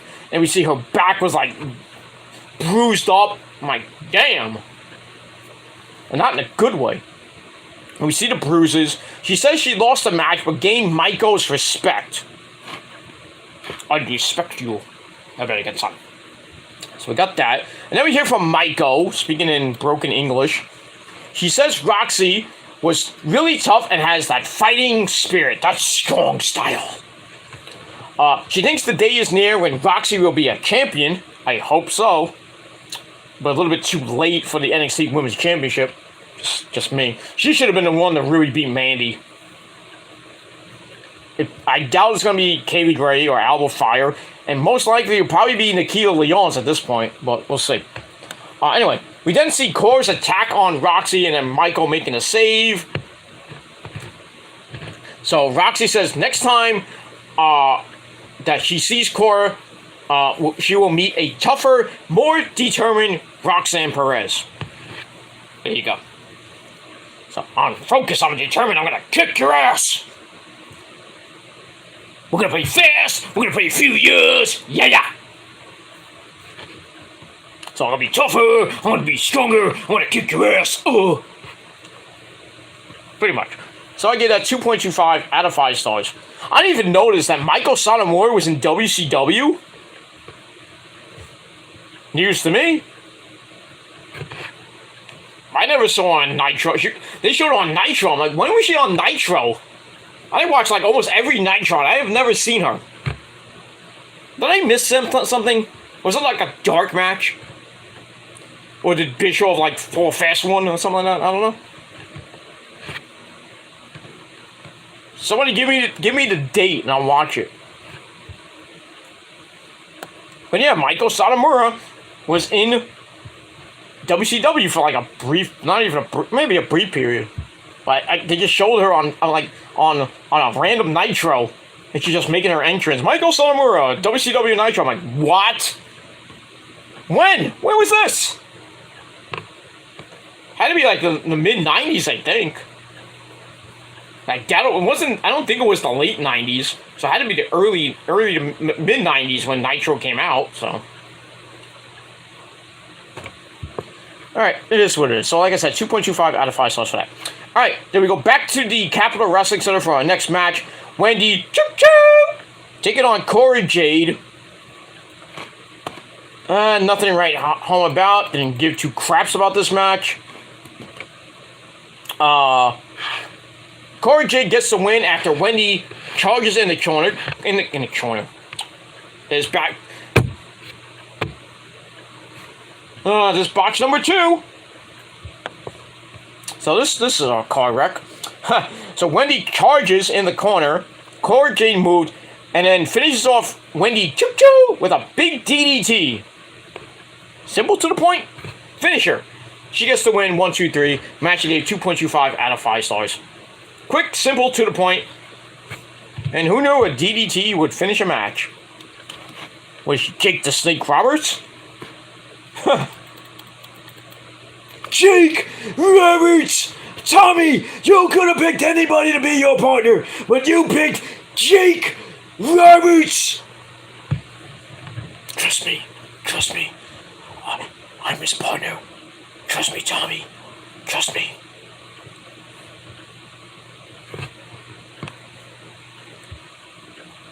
We move on. Alright, after the match, Lash Legend. We get shit done. She comes in with her big boots on and hits Wendy Choo-Choo in the face with her big heel boot. And then starts like, I'm gonna kick your ass. Pretty much. I'm not a big fan of Lash Legend, but she's so green in the ring. Good talker, but bad in the ring. Not as good. But looks like we're going to get a Lash Legend Wendy Choo-Choo feud. I got 3 words for that. I don't care. It's like the first hour of NXT tonight was garbage, and then the second hour was pretty damn good. Anyway, so we move on. Alright, then we go to the back with Mackenzie Mitchell with the NXT World Heavyweight Champion, Braun Breaker. He's asked about the number 1 contenders match. Thanks to fans for voting him as the Superstar of the Year. We should have went to Mandy. And Toxic Attraction. They got robbed. Anyway. So then he talks about Jordan Devlin or JD McDonough and Tyler Bate. And he says he doesn't know who's going to win, but it's a main event match for sure. He says it could go either way, but he's picking Tyler Bate. Okay, you say it's going to go either way, but you're going to pick Tyler Bate. That's confusing. But okay. So he's going to pick Tyler Bate to win. That's what I was picking. I was thinking Tyler Bate was going to win. We're going to get a rematch from Worlds Collide, but we did not see that. I'll get to that in a minute. So I gave that segment 2.25 out of 5 stars. Alright, then we go to the back where we see Trick Williams giving his buddy Carmelo Hayes a pep talk. Says, it's a new day! Saying, Coffee Kingston! And then, God forbid that. Say, what did you say? It's a new day? And then Biggie's like, oh, NXT! Big ups to Big E, man. He's getting better. He's getting better. He looks great. Not like that great, but, you know. I can see Big E coming back at the Rumble. I hope he wins the Rumble. I actually had him pinned to win the Rumble last year. Sadly, he did not win. But hopefully he comes back. The fans are going to give him a humongous pop.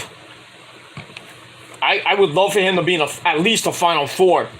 And possibly win it. But it's probably going to go to... I would think, we talked about this last night, me and you guys, we talked about this, and Kevin Daddy too. I I think it's going to be Cody. Cody is the favorite to win, but I wouldn't be surprised if it's a guy like Big E, a guy like Randy Orton, Seth Rollins, Kevin Owens maybe, but I really think it's going to be Cody if he doesn't get the title shot. That might happen. Between Cody will come back, get the title shot, probably come back at day one, get the title shot. Then he beats Roman thanks to The Rock. And we have The Rock versus Roman doesn't have to be for the titles, but the way it's going right now, it looks like The Rock, Roman for the belts. And then God forbid The Rock wins. God forbid. I think Issa will have a fucking field day in Los Angeles.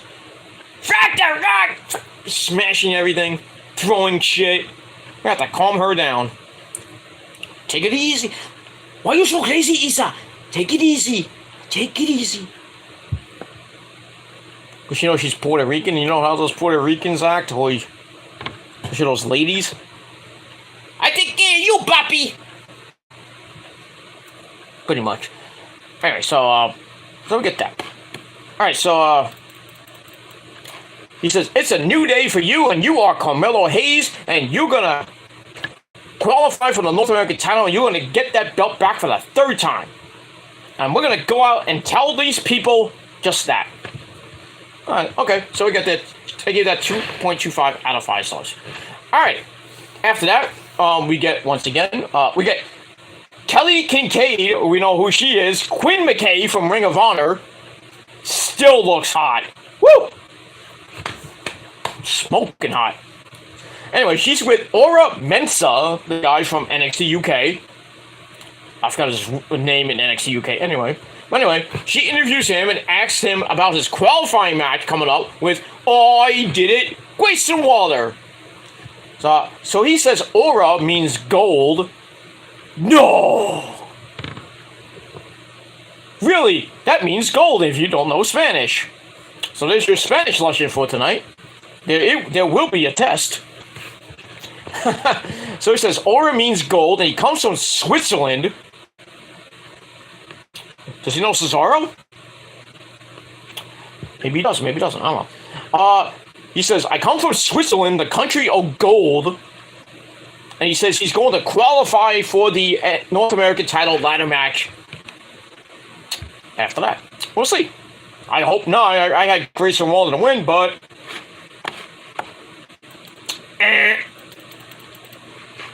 And we move on from there.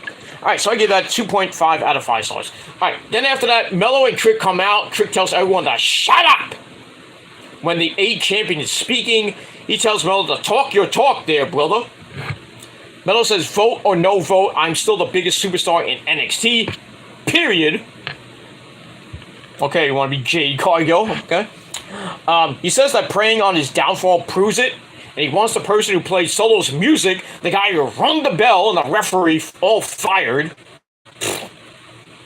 That ain't happening. Mello says, I don't care what bloodline you come from, Solo. You came into my house, took my title, but still, I am still the A champion. Well, you have to prove that. So then, Andre Chase and Chase Hugh come out. Him, Bodie Hayward, and the lovely Thea Hale come out. And everybody else is in the audience. So Andre says that he saw what happened last week, and what we have right here is and then they go back, like Trick and him go back and forth.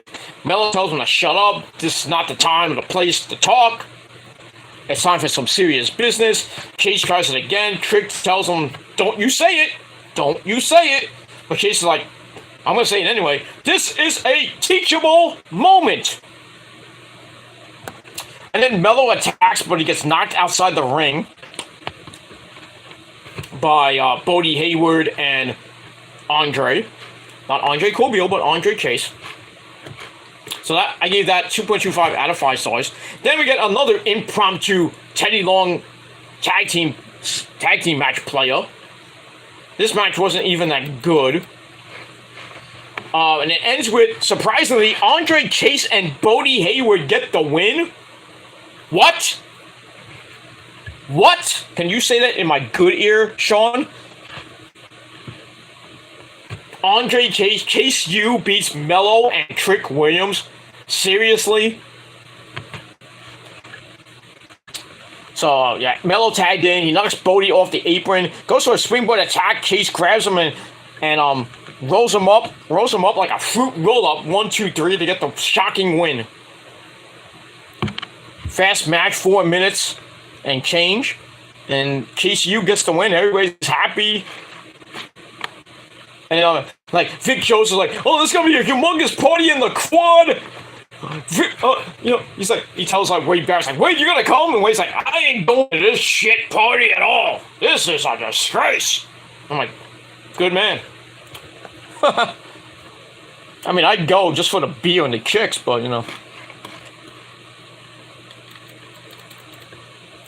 never did that back in college. I mean, I did go to a few parties back in college, but it wasn't like like one of those frat parties and shit. It was just one of those, radio station parties that they used to have. We had like a, excuse me, across the street was a student union from the radio station, and then like little ways on the same block, there was like a little restaurant. It was like a dinky little place, and you go there at night, and then they have like parties and shit. So we had one party there.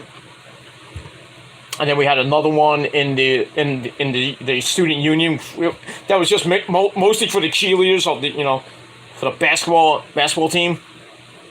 So they invited me and a couple some of the members of the radio station over, and obviously did a dance with all the cheerleaders, and I should have took some of them home, but did not. But the second party when I had at that's not there anymore, but it's like a little restaurant type club thing. I went there after my radio show that I got invited. I had to preempt my show a couple hours. So I went, almost got locked out of the freaking radio station on the way back. So I had to get my, I left my stuff there, and I forgot that I didn't have you had one of those card keys. And I had to get a key from some people, and some of them didn't have 24/7 keys, so I had to find one. Thankfully, I found one because I would have gone home without I wouldn't be able to get home. I'm like, how the hell am I going to get home? Then I have to go back the next morning and get my stuff. Thankfully, somebody had a key, got my stuff, and went home. But I had a good time at that party. Some of the ladies of the radio station started, dancing with me, and that's how I got the name, the Pink Master. I'm not a pimp, but, I get all the ladies. Mr. VIP was born. No, that was born before that, but it was. Move on. Nothing to see here. So blah, blah, blah, blah, blah, blah, blah, blah. Alright, so Chase U get the win. I gave it 2.25 out of 5 stars. And we move on. Alright, after that, we have Gallus playing cards and darts backstage. All we just need is the APA, Ron Simmons and JBL. Damn! We needed that. That would have been a great segment. APA and Gallus. That would have been funny as hell. Damn! You beat me at blackjack. So anyway, so they're playing darts and cards. I don't know what card game, but anyway, Briggs and Jensen walk up, saying they thought they would leave after Worlds Collide. Gallus says Briggs and Jensen aren't allowed at the table, and then they almost come to blows, and security, like 4 security guards come in, and they break this whole thing up. So it looks like they're going to have a match next week. It is what it is. So I give that 2.25 out of 5 stars. Alright, then we go to your shit break match of the night. Sangha versus Von Wagner with Robbie E. at ringside. This match sucked. It sucked so bad. Almost a 3-minute suck fest. So much botching. It's just disgusting. But Von Wagner wins after Sangha gets sent into the ring steps. Wagner is back in, get a big boot off the ropes, and then basically Von Wagner had to kind of deadlift Sangha on his shoulders, hits that stupid weird slam of his, gets the win, and nobody gave a flying fuck. And it looked like the pin was botched, like I said earlier in the show. there you go. So I gave the match 2 out of 5 stars. I should have given it a dud, but it's just garbage. But, I give the benefit of the doubt. That's it. Yeah, I picked my nose somewhat. Anyway, alright, then we get to a video from Wesley talking about how Trick and Mello did a number on him last week, but not good enough as he's cleared to compete, and he's going to compete in the NXT North American title qualifying matches. He says that he got the opportunity to get a bye into, I guess, the next round. Oh, well, a bye and just qualify anyway. But he's like, no, I'm going to earn my way to a shot. There you go. But I think it's a stupid idea. I would have took the bye. I'm not wrestling. It's like, give me the bye. Give me the chance to just, like, bypass the qualifying matches and get in. I'm like, I qualified easy. That's it. Alright, so I gave that 2.5 out of 5 stars. Alright, then we have Mackenzie Mitchell in the back, and out of nowhere, we have Stacks walk up to her and says, Wesley has rocks for brains. I kind of like my haters. And he should always take a free ride. Wesley taught, Stacks says that next week, Wesley will take on the Don, my cousin. Get in here, my cousin. How you doing? Oh, I forgot you're hurt. I'm sorry. Stay there. But how you doing, Paisan? You doing good? I had a chicken parmesan in your honor, sir. Oh, yeah, it was very tasty. I got it for $2. There you go. So, next week, Wesley takes on Tony D in a North American qualifying match. Would have been this week, but we all remember last week, Tony D and Stacks in that match where Tony D got that injury scare. We almost hurt his head very bad. But thankfully, it wasn't anything serious, so I took him off this week. And he'll be back next week. There you go. And like I said, next week is taped. I think the week after that is going to be back live, October the 4th. So, with the so-called brand new revamped version of NXT 2.0. Or if they just call it NXT Black and Gold again. We don't know. And we move on from there. Alright, so I gave that 2.5 out of 5 stars. Alright, then we hear from Cameron Grimes to the moon. So Cameron says, and he is pissed. He says, I'm going to chop down the Schisms tree next week. So, I don't know who he's going to face next week. It could be Reed or Fowler until he gets to Gacy. It could probably be at a Halloween Havoc in some weird, ridiculous match. Or it could be a spin the wheel, make the deal match. See that. We'll move on from there. But it's going to be probably a weird stipulation match. And that's that. And we move on. Alright, then we get to our first NXT North American qualifying match. Grayson Waller, I did it. Big ups to Eric Lima and the Rant Rate podcast. Brandon Martin, Jordan Little, and everybody else on that show. Thursday night. Rant Rate podcast on the Brandon Martin channel. And tell him Peter Gilman sent you. And I digress on that. So there's your plug. So we got Grayson Waller versus Aura Mensa. Grayson was dancing to his music. That was kind of weird. But anyway, it was a pretty match. And surprisingly, Aura Mensa gets the win after Apollo Crews comes out of nowhere as Grayson was about to go in and hit his finisher, that rolling stunner. But Apollo comes out of nowhere and shows up, and his eye is bleeding, and it's like, bleh, all the blood's coming out of his eye, down his fucking, like, cheek and everything. It looked nasty. And I think it was like, Wade Barrett was like, oh my god, look at his eyeball! Ugh. Creepy. But anyway, Aura dives onto him with a suicide dive, a plancha. Go back in. We got a spinning heel kick in the corner, and that leads to Aura getting the win, and he qualifies for the North American title match at Halloween Havoc. So he is number one. Number one in your scorecard, number one in your hearts. So he's the first participant in the ladder match.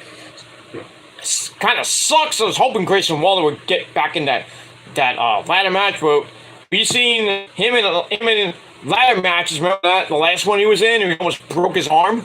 Ugh. That was nasty.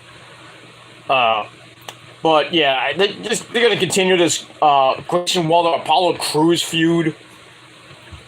So there you go. So Ora Mensah gets the win. Almost 5.5 minutes. Match I gave 2.5 out of 5 stars. And that's it. Alright, almost done. Little bit more to go and we're done. Alright, then we got the Creed brothers, Julius and Brutus. They're working out in the Diamond Mine locker room or area, or the gym or whatever it is.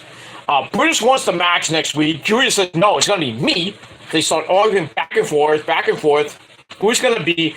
And eventually, Julius concedes to his brother Brutus, but tells him to hurt him, end his career. Damn.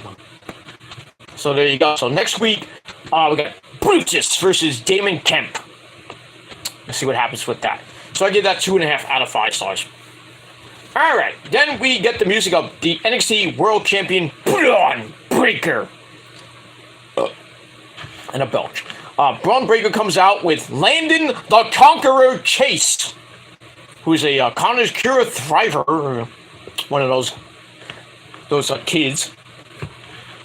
You know, it's sad that, about these kids with pediatric cancer, but I am so glad that WWE's doing this for the kids and everything, for Connor's Cure, for Connor the Crusher, all the way. It's been like what, almost 9 years now with Connor has passed away, because he died after WrestleMania 30, sadly. And every year around September time, they do a thing for Connor. And they made the foundation, Connor's Cure Foundation for Pediatric Cancer. Hopefully, we'll get a cure for cancer and pediatric cancer, so all these kids that are like 4 or 5, up to like 8, 9 years old, don't die before they even hit the teenage years and then into their maybe the 20s. So hopefully, we'll find a cure for cancer so we can keep the kids around and everything. Do for the kids. Gotta do for the kids, children. You can't see me. Fuck John Cena. Anyway, so we got that. So he's there and he holds out the belt with Braun. Nice little touching moment. So that's cool. They had that on Raw this past on last night too. I think we'll probably see it on Friday Night SmackDown. Most likely. I don't know who, but anyway. So we get that. After that, we get another vignette for the surfer girl herself, Sol Ruka. Her name is Ruka. She lives on the 2nd floor. She lived downstairs from me. No, that's Luca by Suzanne Vega. But yeah. I think it was Suzanne Vega sang that song, I think. I could be wrong. It was a popular 80s song. My name is Luca. Anyway. Sol Ruka, this surfer girl, talks about expressing herself through her music and artwork, and her home is in the middle of the ocean with no distractions. But it's time to find her destiny, and her debut will be next week. So there you go. So we're going to see the gay butt of the surfer girl herself, Sol Ruka. So with the new NXT coming around, we're seeing a lot of debuts, and people from NXT UK with same name or different names, like Ora Mensah, JD McDonough, and now it was Jordan Devlin. We saw that. Gallus is around. All that good stuff. That's that. So I gave that 2.5 out of 5 stars. So next week, they only got 3 matches announced. The North American title qualifying match, Tony D versus Wesley, and that rhymes. Cameron Grimes versus Joe Gacy. So I guess he is facing Gacy next week. That should be interesting. What happens with that? And in a pub rules match, we got Gallus versus Briggs and Jensen. I have no idea what a pub rules match is. Is that like a barroom brawl type match? Or is it going to be like what Sheamus and who was the other guy? There was Was it not? Well, I thought it was like Sheamus and Drew McIntyre match on SmackDown, something like that. Like they have like the pub, like they have like pale ale at ringside, and they just like throw each other into the pale ale or something like that. Or maybe the object of the match is to get drunk. I don't know. I don't know. But it's going to be this slobber knocker, I guess, between Gallus and Briggs and Jensen. Let's see what happens with that. So that's next week on NXT, I guess, 2.0. NXT, regular NXT. So that's next week. That is taped next week. Don't forget. All right. Then we go to your main event for the number one contendership to Braun Breaker's title. We have two former NXT UK champions, Tyler Bate and JD McDonough, or Jordan Devlin. Braun Breaker at ringside on commentary. Holy shit, this match was phenomenal. Not AJ Styles phenomenal, but it was great. Great match between these guys.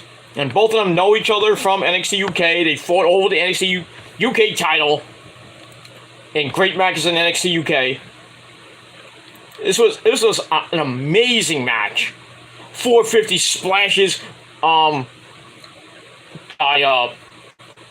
think by JD. JD breaks out a bling buster for a near fall. They go back and forth to get to their feet. More back and forth strikes. Bate with a big right hand, like a boom right hand. Goes to Tiger Driver, or Tyler Driver 97. Well, really, it's Tiger Driver 97. We're back. Sorry for the delay on it. Just give it a couple seconds. Okay, we're back. Sorry about that. All right, so yeah, I was talking about Tiger Driver 97. There's another one, Tiger Driver 95, I think. How do they make these moves? The names of these moves after years? I just don't know. So Tyler Bate goes for Tiger Driver 97, gets countered. Bate goes off the ropes, hits a big Spanish fly, like a C4. And I thought like Jordan was gonna go for the cover, but he was like, ugh! And then Jordan tries to get up, Bate with a right hook, right to JD's jaw, almost basically knocking him out. But Bate goes up top, looking, I guess, for his finisher. JD is up, nails Bate with a shot to the jaw. Then he goes up and looks to hit Tiger Driver 90. Well, not Tiger Driver, sorry. JD goes up top, Bate with forearms. He tries to go for Tiger Driver 97 from the top rope, which would have been sick in itself. McDonough breaks it. Then a big headbutt to Tyler, basically knocked him out. Then he gets on the top rope. Then he hits Spanish fly from the top. Joel Maximo is gonna love that. So he hits that. He like pops right back up, turns into a Super Saiyan. Ah! And the crowd's like, "Holy shit!" He pops right back up. Then he hits Devil Inside, Devil Inside. Every single one of us, the Devil Inside. Great NXS song, by the way. Big ups to Michael Hutchins, you great man, you. Anyway, so he hits Devil Inside. 1, 2, 3. He picks up the win. And he is the new number one contender. And he will face Braun Breaker at a later date. So that's a rematch. So we got that. But this match was awesome. Mike, yeah, get in here. What? Wait, leave me alone. Alright, I said your name. Oh, you did? I didn't know you summoned me. Yeah, I didn't mean to say awesome, but I just want to say hi. Okay, hi Gilmore, how you doing? You had a good day, Gilmore? Yeah, pretty much. Physical therapy kicked my ass. Ah, that sucks. Did the massage therapist put you through a freaking table? No, not really. Ah, okay. That's good, though. Anyway, I gotta go back to the bar. Matilda the Huns, I can't explain it. I gotta go. Bye, fans! Bye! Alright, get out of here, asshole. Anyway, yeah, 3:23 in the morning, he's drinking a fucking beer. Crazy. Anyway, alright, so the match was great. 4.5 out of 5 stars. JD gets the win. And then, Braun Breaker's impressive. Gets to the ring, and he like stares down JD McDonough, and they start talking some smack. I thought the show was gonna be over. Nope. And then we see the lights turn red, and then we hear this weird music. I'm like, who the hell is this coming out? Maybe it's a new guy or something like that. But then we see JD McDonough go, no! So I'm like, what the hell? What's going on with him? Then we see the mean Russian himself, former NXT UK champion, Ilya Dragunov, comes back. And I feel like, oh my god! So Ilya Dragunov is back. McDonough is like, he's seen a ghost. He rushes down to the ring, and he gets to the ring, and Bromby's like, okay, the mean Russian is here. So, Ilya gets to the ring, stares down Braun, and then Braun's like, okay, you want title too? Then he's like, he looks at JD McDonough, then he looks back at Ilya, and then he holds up the title, he's like, oh, you want a shot? You want a shot? Starts yelling at both of them, and he holds the title up, and we're thinking it's going to be a triple threat match now. I would love to see that, personally. Or maybe a fatal four-way match, put Tyler back in. Have all of NXT UK beat the fuck out of Braun Breaker. Well, former NXT UK. I think that would be a great match in itself. Braun Breaker versus basically the NXT roster. The stars, the top stars of NXT. Ilya Dragunov, the Russian. Jordan Devlin, former champ. And Tyler Bate, former champion. So 3 former NXT UK champions going up against the unified NXT champion himself. Or they could just do Ilya Dragunov and Jordan Devlin again. Oh. It's a good time to be a wrestling fan. It's a very good time. So, we'll see what happens next week with these. I haven't read the spoilers yet, but I'm not going to tell them. I'm not going to tell you guys tomorrow on my Dynamite review. So, I'm going to leave them. I'm going to read them, but I'm going to watch the show because I got to see what's going to happen with Ilya Dragunov, JD McDonough, and Braun Breaker next week as we head into Halloween Havoc. I was thinking before Ilya Dragunov even came out, they were going to lead up to Halloween Havoc, and they were going to have like a spin the wheel, make the deal type match. And I was thinking, why don't you just put him in a Devil's Playground match? Fits right in Jordan Devlin's playbook. But I guess not. But I'm happy Ilya Dragunov is back, the mighty Russian himself. So we're going to see what happens next week. So that's that. And with that, NXT ends on a humongously good note. So the second hour was great. The first hour was not so good. So all in all, I did give NXT a solid 7 out of 10, but I'm going to scale back a little bit. I'm going to give it 6 out of 10.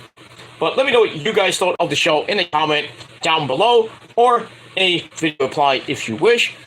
Don't forget to like the video, stick that thumb straight up Susan's woo-ha! And don't forget to subscribe to this channel and my other channels down below as well in the description box. And follow me on social media, Facebook, Twitter, and Instagram. Share the video all over the internet, wherever you may be. And don't forget to don't forget to hit that bell and turn on all notifications so you don't miss a goddamn thing. And if you do, well, fuck you.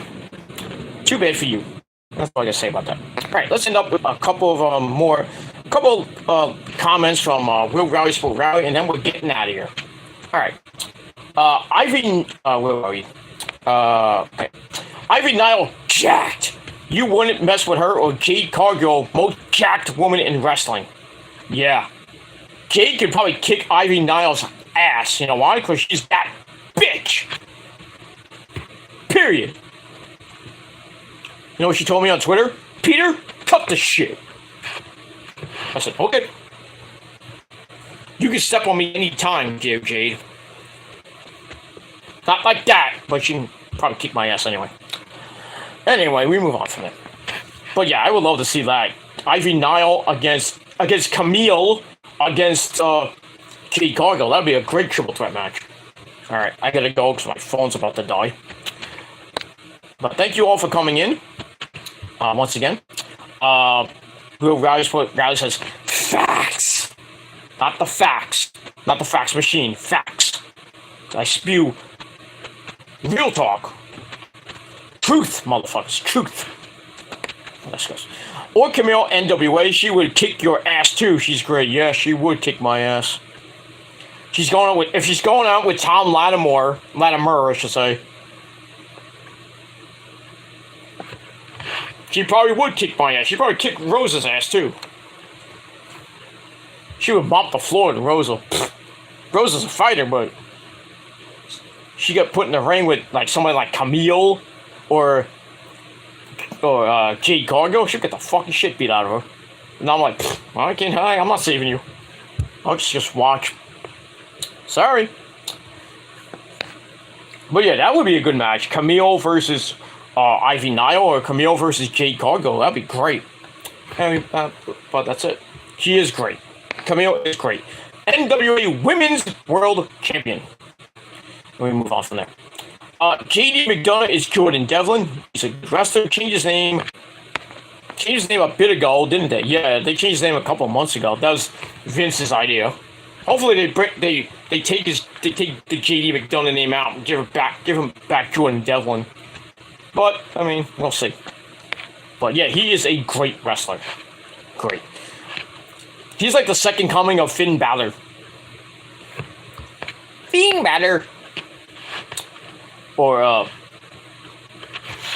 Prince Devitt, if you think about it. Same person.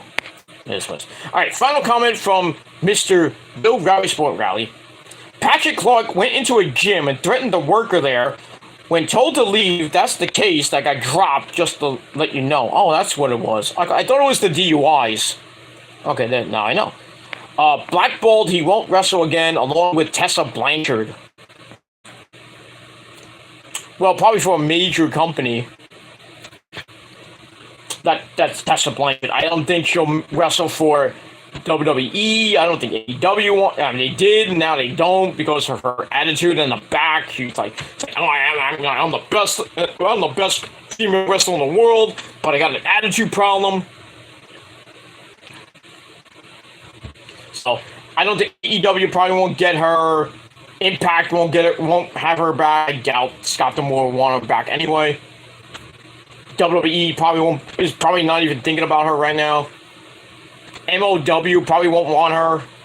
I think she's probably just gonna work on the indie scene now. And speaking of her, she's fighting Darius Carter at the next WOW show. Not the next one in October, but the one in December. So, but the next one that's actually going to be around my area, but that's not going to be for a while. Probably the next month or two. But that's Intergender Warfare, so we go that. That's going to be a great match. But guess who's going to win that match? Darius Carter's going to beat her, which sucks. But it's going to be good to see Tessa Blanchard live and in color. I'm going to just say hello. I'm not going to, like, pay $60 for a freaking autograph. Get the hell out of here. I'll just say hello. It's like, your dad was a great man. Meaning, Tully Blanchard. But, I digress. But, really good, great to see Tessa Blanchard. Great to see her. Back on the indie scene. Here in the Northeast. So, can't wait to see her. That's it. But yeah, Tessa Blanchard, she's a good wrestler, but her attitude needs to change.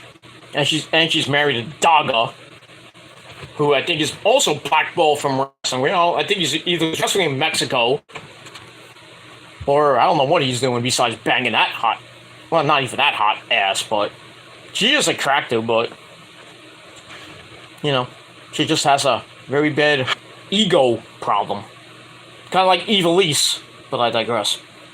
So we'll move on from there. Alright, that's it. Thank you all for watching. Thank you to Will Rally Sport Rally for coming in. And good talk, as always. And anybody else who watched, thank you for the free view, asshole. And that's pretty much all I gotta say about that. So I'm gonna get out of here. It is 3:33 in the morning. Hey, 333. Make a wish.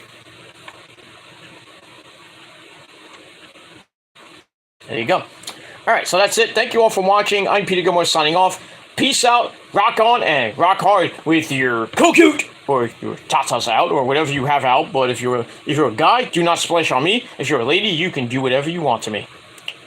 Put your titties out. Put your woo-ha in my face. But guys, get the fuck away from me. You want to rock out with your cock out? Do it in the privacy of your own bathroom. Just remember to wipe after. But I digress. So do that. Rock on and rock hard with your cocoot. And if you're not down with that, you stupid sons of bitches who can't learn and don't learn and just think that you're the greatest thing since sliced bread, but you're not. Because for me, Real Rise for Rally, Nick, Lauren, Prince Idol, and everybody else in the prophecy, which is the greatest group of fucking people on the face of God's green earth. And if you're not down with the prophecy, well, I'm sorry, but that's just too goddamn bad, because we're better than you, and you fucking know it. And just remember, if you're not down with us, we got 3 words for you. Fuck you, man. And that's it. I'm out of here. I'm going to sleep. Gotta do a short day of work tomorrow. And I got errands to run. And that'll be it. And then I will be back tomorrow night. Probably around a little bit earlier than this time, but I will be back tomorrow night. Right here on this very channel with, excuse me, with your AEW Grand Slam Dynamite review. It's going to be an epic fucking show. I can't wait for it. Moxley and Bryan Danielson for the AEW World Heavyweight Championship. Claudio Castagnoli versus Jericho for the Ring of Honor title. Swerve in Our Glory, Keith Lee and Swerve Strickland, Prince Idol's cousin. Taking on the Acclaim for the tag titles. I hope there's a title change, but we'll see. I think there's going to be some other great matches on that show. And then we got, then Friday night we got SmackDown Live at 8 p.m. Then we got Victory Road, Victory Road by TNA if you want to watch that, which I'm not. Just for Rosemary, if Rosemary's on the show, I don't even know if she is or not. But anyway, I might watch a little bit of it in between, Rampage. But speaking of Rampage taped, as always, at 10 p.m. You thought it was going to be live, right? No. Rampage Grand Slam taped 10 p.m. Friday night, 10 p.m. to midnight. Got some good matches on that show. Jade Cargill versus Diamante for the TBS title. I think Pac and an Orange Cassidy, OC, freshly squeezed orange juice. I think that match is on Wednesday for the All Atlantic title. So we'll see what happens with that. There's going to be definitely surprises tomorrow. Don't know who. Maybe some debuts. Maybe the Elite come back. Kenny and the Bucks come back. Maybe our good friend Adam Cole Bebe comes back. I mean, he is cleared. We just don't know when he's coming back. So it could be tomorrow. Could be Friday. Could be the week after. Could be next week. Could be, who knows?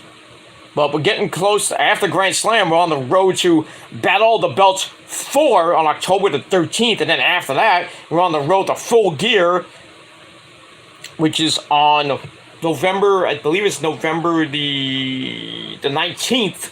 Yeah, November the 19th from the Prudential Center in Newark, New Jersey. Will I go to it? I doubt it. If I had the money, I might. I'll try, but I doubt it. But we'll see. Never know. And then the week after that, November 26th, right after Thanksgiving, it's the Survivor Series War Games in Boston, Massachusetts. Also, Dynamite will be in Boston in early November, so go get your tickets whenever they go on sale. I know Will and Chase are going to be there. That's going to be interesting to see. Hopefully they don't beat the fuck out of each other, but we'll see. Joe Cronin might be going there, I think, but I don't know if he's going or not. Should be a good time in Boston. And then Dynamite in Atlanta, not Dynamite, sorry, Rampage November the 4th in Atlantic City. That's gonna be live. That's gonna be nice to see. I might try to go to that because the hop's gonna jump away from me. So I just have to take the train to the Times Square. Get on the New Jersey Transit train. Go one stop. I'm there. And I just gotta walk to the Prudential Center.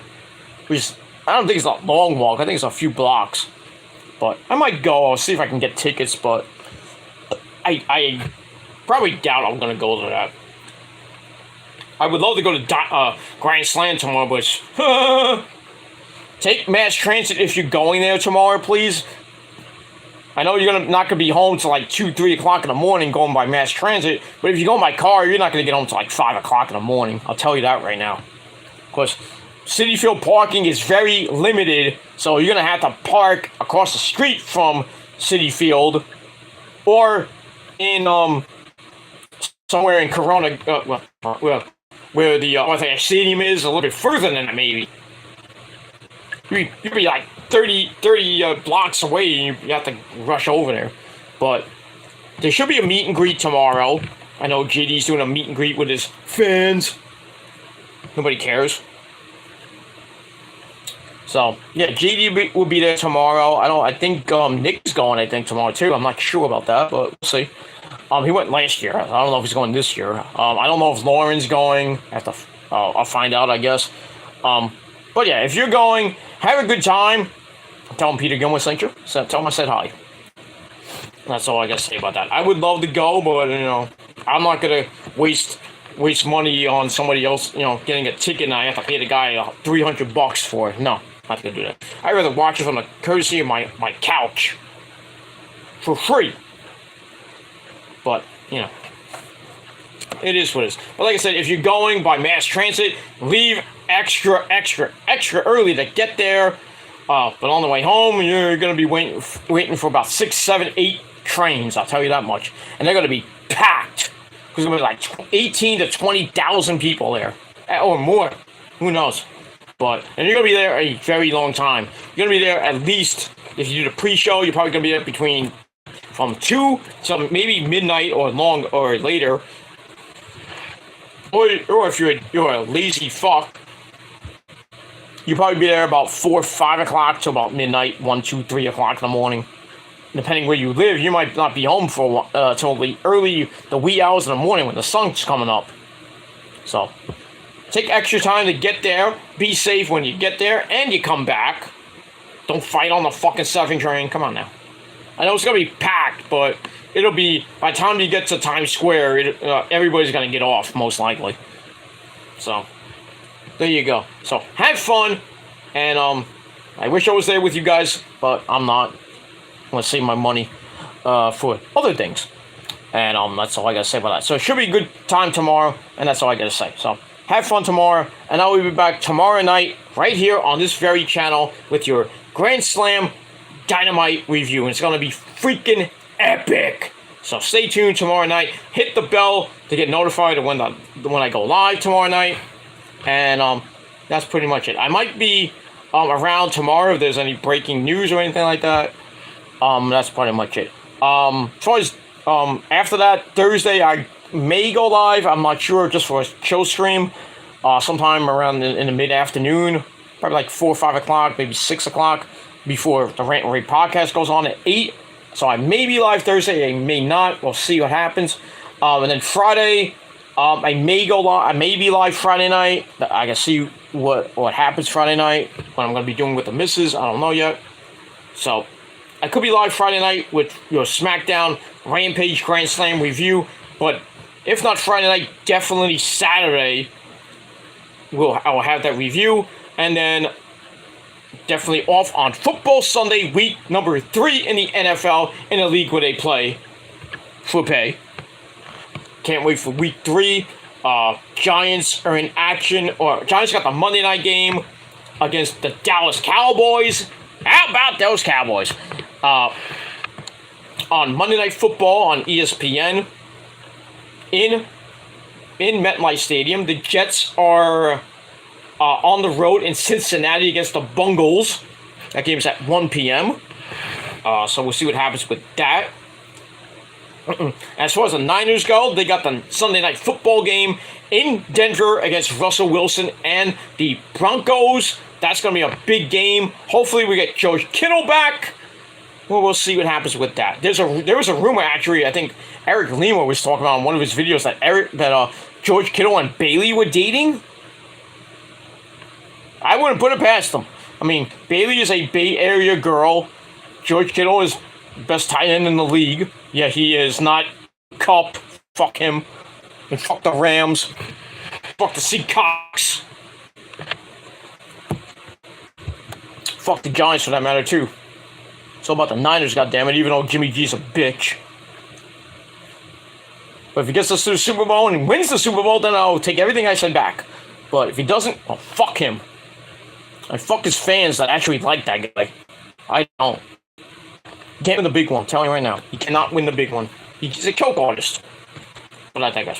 So let's see what happens with that. So week 3 of the NFL begins on Thursday. I don't even know who's playing Thursday night, but I might watch that game. And then Sunday, like I said, football Sunday. That's all I gotta say about that. And don't forget the Mets in action tomorrow at 2 p.m. on SNY against the Brewers to finish that 3-game series. Hopefully they sweep tomorrow with Taijuan Walker on the mound. Then they go to Oakland for a weekend series in Oakland, California. Hopefully they sweep there. That'll be really nice. And hopefully the Philadelphia Phillies can do us a solid. Take at least 3 or 4 from those asshole Braves. Put them out the pasture. The Mets can continue to get that division, that magic number down. It's at 14 right now. Hopefully it'll be down to single digits and maybe we can clinch at home on Tuesday or Wednesday. But most likely we might be clinching in Atlanta. That'll really piss JD off. But we'll see what happens with that. So that's all I gotta say. So enjoy the day tomorrow. Like I said, I will be back tomorrow night with your Dynamite Grand Slam review. And then probably, maybe Thursday I'll be live. Maybe Friday. And after that, the weekend, I will probably be incommunicado for the entire weekend. But we'll see what happens with that. But anyway, I'm out of here. Thanks for watching. Peter Gunn was signing off. Until next time, motherfuckers. Shoot your blue chew. And go fuck yourselves. That's all I gotta say. Thanks for watching. Adios, motherfuckers. Until next time. Peter Gunn was signing off. Peace.